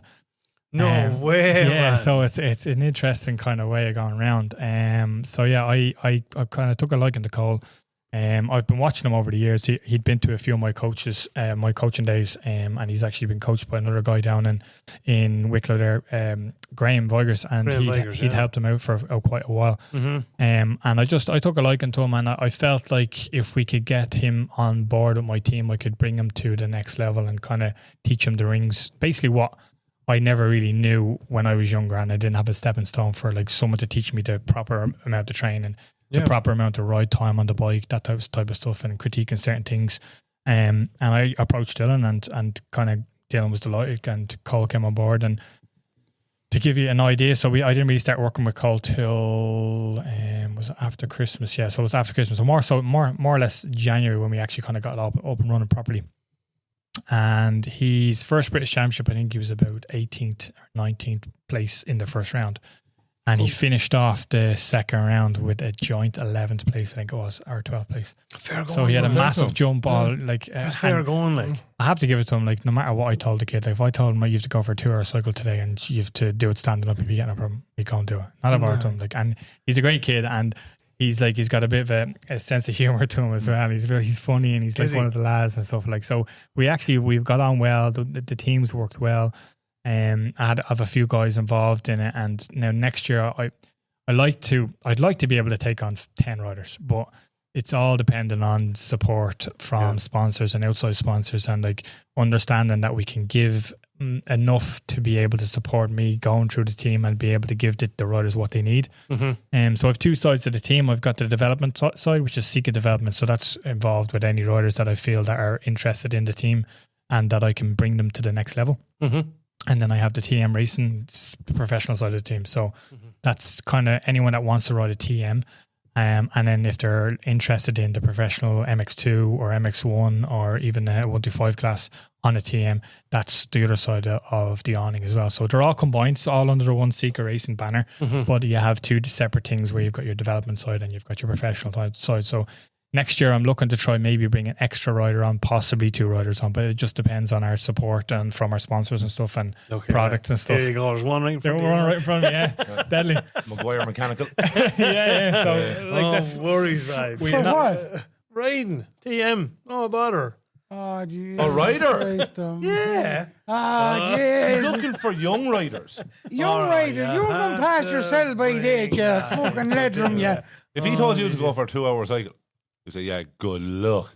No, I wouldn't. Cooper wouldn't be able to pull you for the whole thing. Like. I wouldn't break any records over the 2 hours. If Stuart told him to go for a 2 hour ride, he'd go straight to the couch, wake up after a snooze for 2 hours. Huh?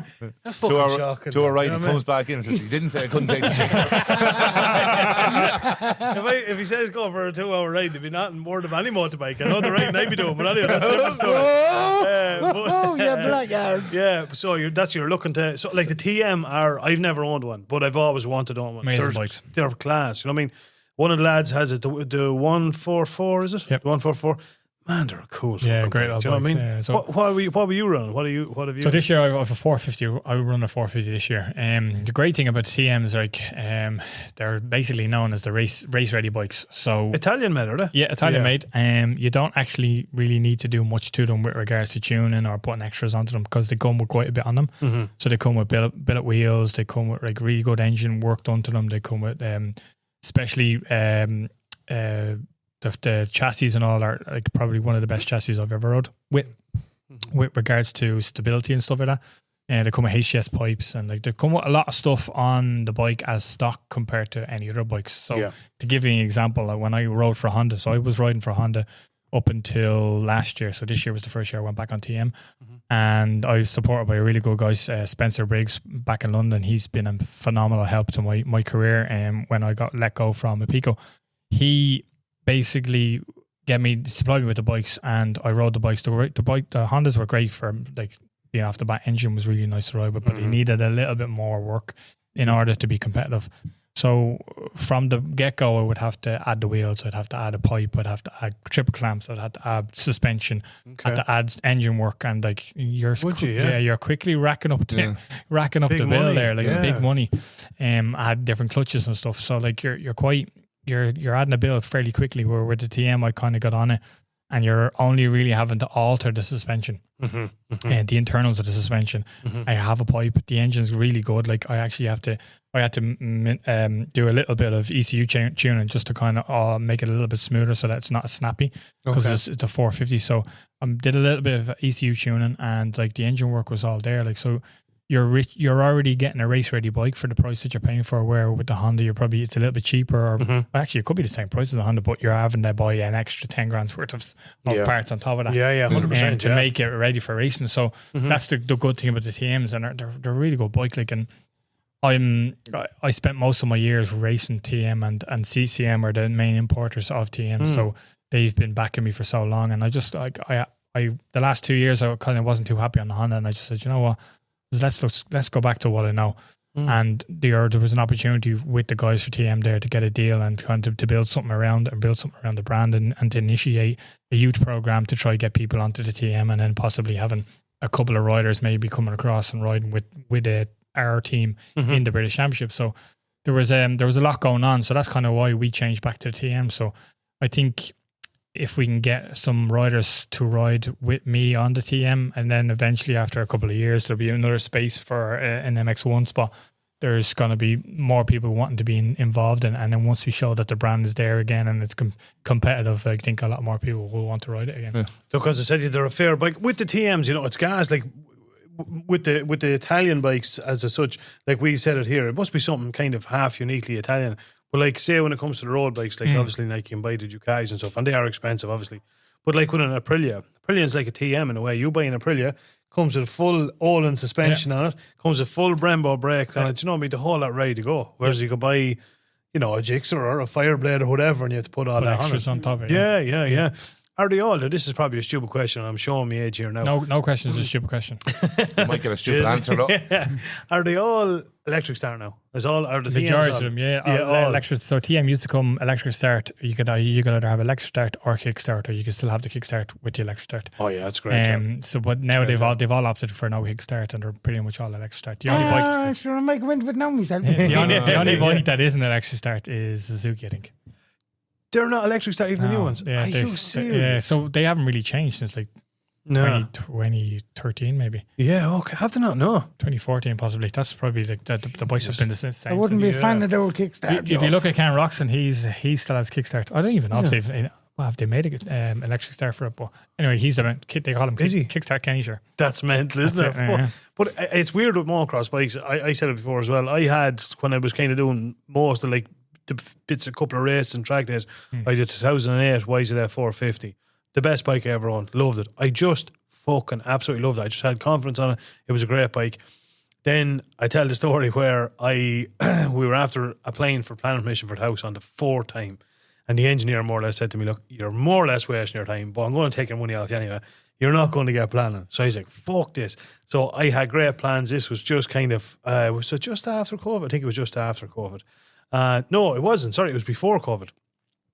And I decided, right, this is it. I'm going to do the Southern. I'm going to do the Irish Championship. I'm going to go the whole hog. Bought a pretty much brand new YZF 450. Bought a camper. You know, as you do. Yeah, I was going whole hog. Ready to go. Hadn't got them a week. Get a phone call off the engineer. Jeez, you're never going to believe it. He says, I'm after getting your planning permission. I said, well, fuck it anyway. So that was it. That was all gone, yeah. But I didn't like it was 2020, was it? I didn't like the YZF 450 at all. I would have took the 08 one back in a fucking heartbeat. Isn't it mad? Funny enough, I didn't like them because of the kickstart. Because I had a bad experience. Tony. You'd need a 3-step ladder to get up in the fucking had one of these 500 XL 500s or whatever you call them. Yeah. And one day he said, no, he held the fucking bike for me. I said, kickstart that job. I'd say that was the funniest sight in the world. It was. Tony holding the bag, Yeah, picking you up, Tony's about 6'6" tall. What was it? CR 500? I don't know. It was some No, it was fucking an old XT. Whatever it was anyway, Tony will tell you. But all I know is, bud, all my weight, now, all 8 stone. At the time. Yeah. But the kick back off the kickstart didn't it fuck me straight out over the handlebar. I swear to Jesus, I landed out on my back and I says, Was it? Would you do have to be careful? Even with the dirt bikes now with the compression, if you give it a thump of gas and kick it, well, the Lord, jeez, when it fires back. Some of the CR 500s did that. Like you'd have a ricochet back off. It would either break the kickstart or it would throw you over the front. Or break your ankle. Yeah. That's why I never ankle liked gone it. too. Yeah, fucking hell. Never liked But that. the TMs, there's some bit of gear, man. It's good to see them out. They kind of had a bit of a hiatus for a while. You didn't see going back 20 years ago, there was lads out on TMs and stuff. Then you didn't see him any for a while, but they seen him making a bit of a comeback. Yeah, so a lot of people would be kind of scared because not a lot of people ride them. And unfortunately, if something ever goes wrong with a TM, because it's a very rare bike and not a lot of people ride them, everybody notices that something happened to it. It could have ran out of petrol or something could have simple happened, but they were like, oh, look, there's a TM broke. But yeah, on the same day, you'd have endless amount of other bikes breaking down. And there's no word about it. And they wouldn't even notice it. So, true. And a lot of people, like the first thing I always say, people come to me and say, oh, it's very hard to get parts. And I'm just like, no, it's not. You order parts like normal people. Yeah. There's no difference. Like, no. And recently, someone actually said this to me, and they're from Italy. And they're like, oh, you can't get parts from that. And I'm like, you live in Italy, and you're telling me you can't get parts from that? That makes no sense there. I think with the Irish thing is, I think a lot of it, because with Hondas and Yamahas and Suzuki's, you can go to nearly any lad that's selling motorbike parts or accessories, and he'll know the avenues to go down. But probably a lot of people now don't realise, like the CCM are the main. Yeah, they'll get you the parts, and if they can't get them, they'll have them within the week. Like it's the same as any manufacturer. Like if they don't have it in stock, it'll take a week to get it. And in fairness to CCM, like Nicky Craigie, you know that man, he done Dakar, didn't he? Before yes, he did. He completed the Dakar. He completed the Dakar. Like, so, you know, he wouldn't be putting his name to it if there weren't. You know exactly. What I mean? Yeah. So Nicky, so Gav looks after the motocross end of things now. So his son Gavin, and Gavin's been involved with me for years, and Nicky's been involved with me for years as well. So they've been a great asset to my motocross career. Yeah. And it's forever supporting me. So like I'll always be endeavour to them and helping them wherever I can. So big thanks to them. I'm so fortunate. Like Mooney's, they've helped me out so many years. Like Mark Mooney, Park Mooney. See, that's Mooney's Hyundai. Yeah, Mooney's Hyundai. They give me the van out there, and 10 Central Group. They've helped me phenomenally over the last few years. Like and. The endless amount of sponsors that have helped me over the years, and even the ones that are not able to help now are still involved and still friendly and talking to me. Like there's a friendship and a bond there. And as I say to some people, learning what I learned in motocross, I don't think you'll ever learn in school or college. And I'm very grateful for everyone that's helped me and are still currently helping me and supporting me in what I'm doing. Yeah, absolutely. Sure, you learn more out of school. Excuse me. You learn more out of school than you do going to exactly. Yeah. Believe it or not. Well, that's why I'm a self-made millionaire. He never took the chance. He never took the fucking chance of going to school. You know what I mean? did. I got 2 honours. Done or starting, done or leaving. Come here. Classic. It's been an absolute fucking pleasure having you on. I'm looking forward to signing up to Seeker Fitness now. Contact me there, get down, we'll get started. Yeah, this is going to be the go. Ross, you're going to do it as well.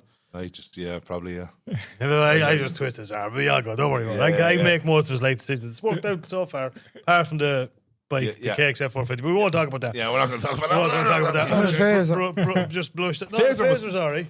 It loses bits every now and then. Yeah, a little bit fun. Still running. It's a lightweight model. It's more aerodynamic. Yeah, absolutely. Stuart, thanks a million for coming on. Appreciate it. Thank you very much. The absolute best of luck in the future, whatever you're endeavouring. I'm sure you're a man that's going to, he puts his mind to something, he's going to make it happen. And that's just it. Like, so I'm sure whatever your hopes are for the future, they're in good hands anyway. And you will have a second. Absolutely, man. Well, look, I'm welcome to the second one. No problem. If it goes well, we can go 2 or 3, 4. Absolutely, man. Yeah, we'll get you on. Definitely. Hear about Sika, your racing team for next year as well. So, keep yourself posted now. Give you a little while now to get cracking, and then bump back again. Yeah, might even bring one of the riders with me as well. That could be absolutely. Well, I could be the rider. I'm just throwing ideas out there. Oh, Jesus. Right, here, Ross. Book an appointment with the doctor for that fella tomorrow, will you? Wrap it up there before he goes too far. As Gay Byrne used to say, roller there, Kelly. Stuart, thanks again. Cheers, lads. Pleasure's all ours, man. All right. Sounds good. Take it easy. And we're back. That is the Irish motocrossing legend. That is, of course, Stuart Edmonds. A hell of a nice bloke. Absolutely. Absolutely, 110%. He's really one of the boys. Like, he's a real down-to-earth, nice guy. You're not getting a free jacket off him. No, you're not getting a free jacket. Oh, not a word about it. Not forget about it. You know what I mean? Even though his fitted me like. I was just going to say, do you want to break the news to everybody? The people will not believe this, but it goes to show you have the same physique as a personal trainer and a motocross champion. Who would have thought? Absolutely. Who would have thought? His jacket fitted me to a T. To a T. Only difference was it was like one of them 3/4 length jackets, or you know what I mean? They went down over your legs as well. It was not. You're only fucking It was like one of them raging jackets, because you know it the way wouldn't you go see all the away. women wearing now. You know what I mean? yeah. It was more like a sleeping bag on you. But anyway, that's Hey, neither here you're nor as there. sick as two little hospitals there. Come out over that. No, but a hell of a nice fella. I'll be looking forward to seeing what he has in store. Yeah. Hey, as regards with the racing team and all that sort of stuff. So yeah, it'll be. He definitely has some good plans afoot and the whole job lot anyway. But look, we will keep everybody posted. Now, moving things on to the next thing we want to talk about. Obviously, the social media has been ripe over the past couple of weeks with all things MCI and the outgoing president and the new board that was coming in and the elections. And obviously, we had Paul and Stacey and Mick on, and we had Dave McCann on and stuff. So the decision has been made. They had their election on Saturday night, so we have got a new team. We've got Alex Sinclair is the new president. I am going to reach out to Alex and see if I can get him on. There's a couple of others I can't rate. Don't have the information in front of me. I know Carol Brady's going to be the new PRO. I would know Carol from the days of motocross, and anybody definitely that's in the motocross and things would know Carol. So all we can do is wish them the absolute bare best from the Motorcycle Hour podcast here. I wish them the best. News broke today. And get the job done now. Exactly, get the job done. News broke today that they have insurance. The insurance policy has been agreed and signed, and for all intents and purposes, it looks like racing is going ahead for 2026. Exactly what races or what events are going ahead, we don't know, but we will hopefully have a bit of clarification on that. Was there a limited number on the road races? Not 100% sure. There was talk that there was. I'm not 100% sure, but we're going to reach out. I think there was I think there was a limit, if I'm not mistaken. You're right, Ross. I think there was 3. Was it? They were allowed 3 road races, yeah. Okay. Nearly sure. But Okay. look, if we can get to 3, We'll 3 is make better than exactly. none. We'll make it 4 and 5 next year. Who knows? Who are the following year? Yeah. Whatever they put in place this year, they need to be looking at 2027, 2028, like Paul wanted. It needs to be long term, because like kind of what we're talking with Stuart there. Like, if you get a gap, if you get ground, we sort out insurance next year, then 6 months down the line, everyone's arguing again. Then it's like, oh well, we're fucked for insurance 2027. So what's the fucking point? Yeah. Well, Go back exactly. for a fucking year. If The it young takes, generation won't get into it then, because they're saying, well, what's the fucking, we can race this year. Can we race for 2 more years? No. Yeah, Then you might get another year of 2030 and sure. Fuck it. There's no point if it takes 2 years to raise €300,000 or whatever it is. Forget about it. It's not going to happen. It's not sustainable. It's not sustainable. Not sustainable. No. But look, hopefully, as I say, we're going to reach out to Alex. If anybody knows, or if he's listening to the podcast, get in contact with us. We'd love to have you on, and you can talk about your plans for going forward as the current MCI president. So yeah, Absolutely. Good news anyway. It's good news. Yeah, you're right. Look, it's positive. It is positive. It is positive. So yeah, you're right. If he is out there listening, or anyone that knows that could give us a phone number for him or whatever, that we can contact him to get him on and Absolutely. find out exactly What's involved? and what's going ahead. Absolutely, Simple 110%. as, Yeah. Because the people want to hear this now. To do, yeah. This is it. For sure, yeah, 100%. Look, we're only spectators at the end of the day. All we want is an event to go to. So the onus on our end of it is not huge, but it's the lads out there that are racing that want to buy bikes and organise mechanics and teams and parts. There's a huge financial, they have a huge financial hill to climb next year. So they need to know exactly what's on the table. So Absolutely, hopefully we'll yeah. have answers to all that coming up shortly. Next thing we want to talk about was, so we had a bit of a decision during the week. We were kind of chatting off, and we mentioned on the last podcast that the plan was we were going to go to the bike show in Birmingham. And we kind of thought long and hard about it during the week, and we were decided, like, the flights are going to be fairly expensive and stuff, and we were going to go over for the day. And then we kind of said, well, like, what's the point in going over there, spending maybe 100, 150 euros on flights and stuff to go over to Birmingham To buy jackets and helmets. jackets and helmets off some guy that you don't know from Adam. So what was the point of it? So we decided we're actually not. We're going to support a man that has supports supported us. us from the day one. Exactly. So on the day of the Birmingham bike show, that's Saturday, which I think is the 22nd. Yeah. We're all going to meet up somewhere. We're going one way or another, but we're putting it out there to anybody that wants to join us. We'll have all the details up, but we're going to head off somewhere Saturday morning, go for a breakfast somewhere, a bit of a crack, and then we're going to have a nice leisurely spin over to Terence Healy's and have a look at some of the new equipment he has. Again, he has a sale that's running the whole month of November, so everything from Oxford, RSTs, Alpine Stars, Shoei helmets, Shark, the whole job lot's over there. So Well, we're going to go over. I went over after we had the conversation about not going to Birmingham and give Terence a bit of support and buy a bit of gear off him. So I happened to go over, myself and my daughter went over the other day, and we spent an hour and a half there with Terence. Had a grey old chin wag and the whole lot. We went upstairs and seen all his gear. Jeez, he's some lovely gear now. Savage man, yeah. Absolutely. And as respect and give it a shout out to him, he has treated us fair since we started. He's been a huge supporter, yeah. It's time now. Like, even though, like, me, you, Kieran, them went over after buying brand new helmets and all, but now we need jackets and stuff. So Absolutely, yeah. it's time to, you know. Yep. And So Are you going to buy some waterproof gear that you won't wear? no, sure. Janelle laughed at that. I bought all the waterproof gear. It's all in the fucking shed. Yeah, no, What right. happened to you last Friday? What about it? Oh, yeah. Yeah. What Yeah, about it? you had all the water. Me and McQuaid braved it. We went out on the old bikes for a spin, and sure, you came on the car. Absolutely. And it was actually a lovely little spin. It was a lovely. It lovely was a spin. right good little spin. I was invited for that spin. Yeah. Yeah. And, there Why was didn't you go? You were giving out that it was too wet. Yeah, No, no, I you looked would've out the window and I was like, not a hope, lad. Yeah. No, No, well, I But you told were him. you didn't have the waterproof, all the best waterproof gear. Not just a normal Excuse you? waterproof. The best Oh, did he? waterproof. Oh, I do, yeah. does he? I got a load of water gear before You're not making Killarney. It's not like mine. From Mr. Healy. Oh, you didn't know. Yeah, but no, Terence told me, he says, Cha, I give gave you a double black arse. I give Brian the black arse. I know, but come here. But no, I totally enjoyed me spin down to the plaza as well. I enjoyed I it was even in my more. car. I was on the Jixer. It was class, wasn't it? Oh, it's I one of did the best enjoy spins, it. It was one of the best spins. Yeah, you passed us going back, and you did as well, you humpback. I know, But, yeah. when I you was went a fair out by, bit it says Noel, Easy. yeah, Allegedly. Allegedly. about 45 kilometres an hour. Yeah. In neutral, and but when you went by anyhow, you know, Noel tapped me in the shoulder. Yeah. He seen Dave looking at you. I'd say Dave was saying, "I wish I was on that jump now." Yeah. Vertical. Woo! Oh yeah, it was good crack. That's all I said. It was allegedly. Yeah, allegedly. Yeah, it was nice. It was nice. It was nice.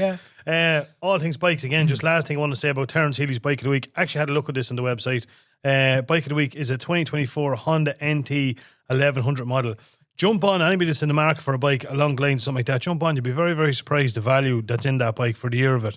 For the price it's up for. And again, jump on to thmotorcycles.ie, and again, of course, a €250 Terence Healy clothing and accessories voucher with this week's bike of the week, and a top of a sale that he's doing over there at the minute. There's definitely some bargains to be got. Doesn't he do a discount? If you buy a bike, you get 10% off anything you buy anyway. I'm not sure, but you're after saying it on the podcast now, so I hope it is true. I don't know. Well, if it's not true, and you're buying, there's 10% going on it. Because he has to make that back somewhere. No, I don't know. Check out that. I'm not too sure about that. Speaking about all things bikes again, there's I'm tying with the idea of maybe changing the Tiger. Absolutely, yeah. I think Roscoe McQuaid is going to maybe bring it for a spin. We're going for I'll bring it out for a Good spin on Saturday. Yeah. We're going to head over to ours, Tullamore. I'm going to have a bit of a look around myself. He's going to see if he likes it. So, yeah, we might.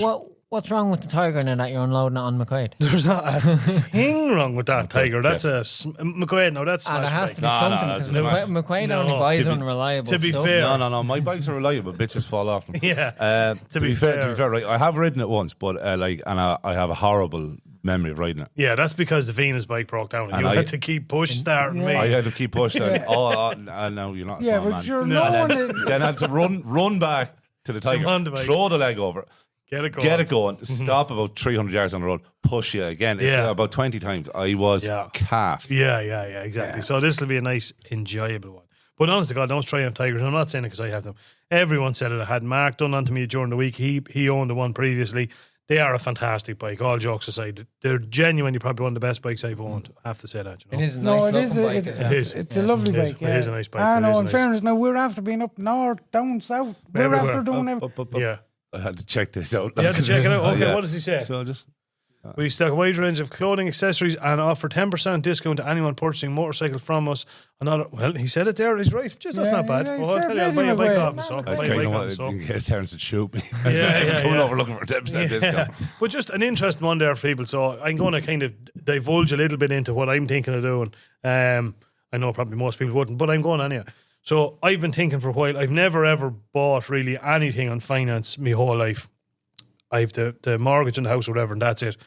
So I was kind of thinking to myself, maybe I will go down that road because everyone seems to go down that road. So everyone's doing it, Brent. Everyone's doing it. So I kind of decided we have a big trip planned next year. We're going to do the Picos next year with a few Terence Healy and that included. So I wanted something that was kind of a bit more up the ears and, reliable and all that sort of jazz. So anyway, who the fuck am I buying your bike?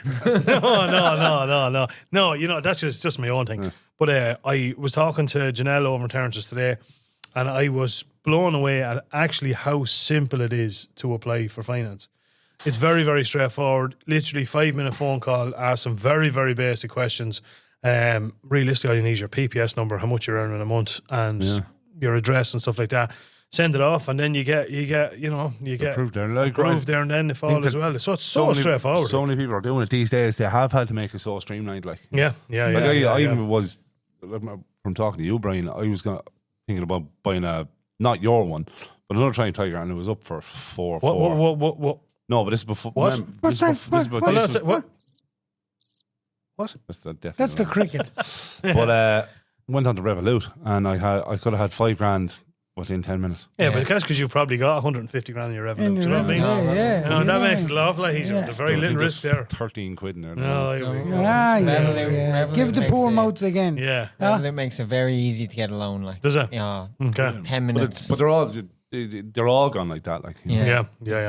So look, that's what we're thinking. I'm going to go down this weekend, have a bit of a look. I'd love to. There's a couple of things I'm tying with the idea of Yamaha Tracer 9 GT 2021, 22 versus 1000. The SX, I've got an opportunity to ride a friend of ours. SX is it 2014? Is it? No, 14 or 15. 14 or 15. Is, yeah. I'm going to bring that for a spin and have a look. So I'm not going to jump into that just yet, but it'll be interesting. We're going to go down and see what's down there, what's in stock. And well, look, as you know, when you go into Terence Healy's, all the bikes there are absolutely mint. Yeah, absolutely. Lovely.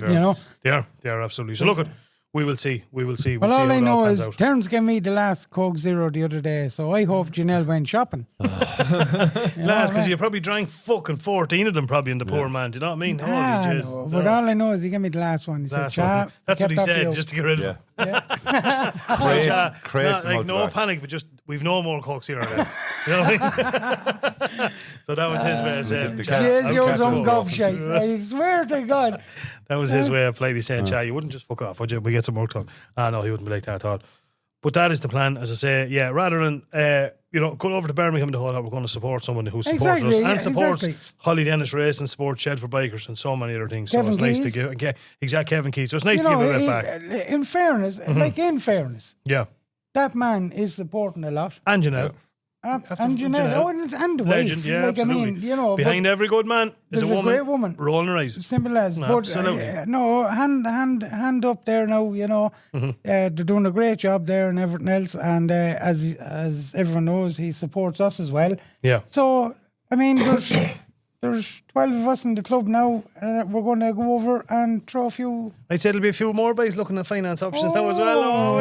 You better believe it. It's all going to happen. It's dangerous. Except you. It's dangerous walking in there now. It's dangerous walking in. It is. So every time we walk in, and you see how quick the bikes go. I was this bike just boom, boom, boom. They're gone. Out the door. He has that on the website. He said, listen, due to high turnover of stock. Yeah. Ring ahead. Buy See the if the whole, bike's still fucking there. What's nice as well is there's that little coffee dock right next door. You get a coffee, go in. It's all gone now. Yeah, but is it gone? Sure, Cha has them all drank out. No, yeah, He actually brought outside. He actually brought the coffee machine. Would you believe that? No, there's actually in Terence's you can have a cup of tea or a cup of coffee. Yeah, hard to beat. And a Coke Zero. It's hard to beat. You know what I mean? It's hard to beat. Boys, we're going to have to wrap this up because this computer is about to explode here. Yep. We'll be back next week with episode 61. We've a couple of very, very exciting guests lined up over the next couple of weeks. Won't say any more till it's all fully booked in arranged and we know when they're all coming. Yeah. But as ever, get in touch with us. If you want any shout outs and you just want mentioned on the podcast, feel free, get in contact with us. But you know who will be on the show next week? Who's going to be on the show next week, Cha? All 5'3.5". Whoa! It's bad when someone talks about themselves as a second person. I'll go fuck yourself, that's a real bad one. Jez, you have to be a blackguard all the time. All the time. Yeah, okay. Folks, have a good weekend. Stay safe if you're out there. And stay safe, guys, because the roads are getting bad now. They are With getting leaves and everything on the roads. Absolutely. And we'll see you all back here, same time, same place next week for episode 61. 61. Over and out, folks. Good luck. Good luck. You know.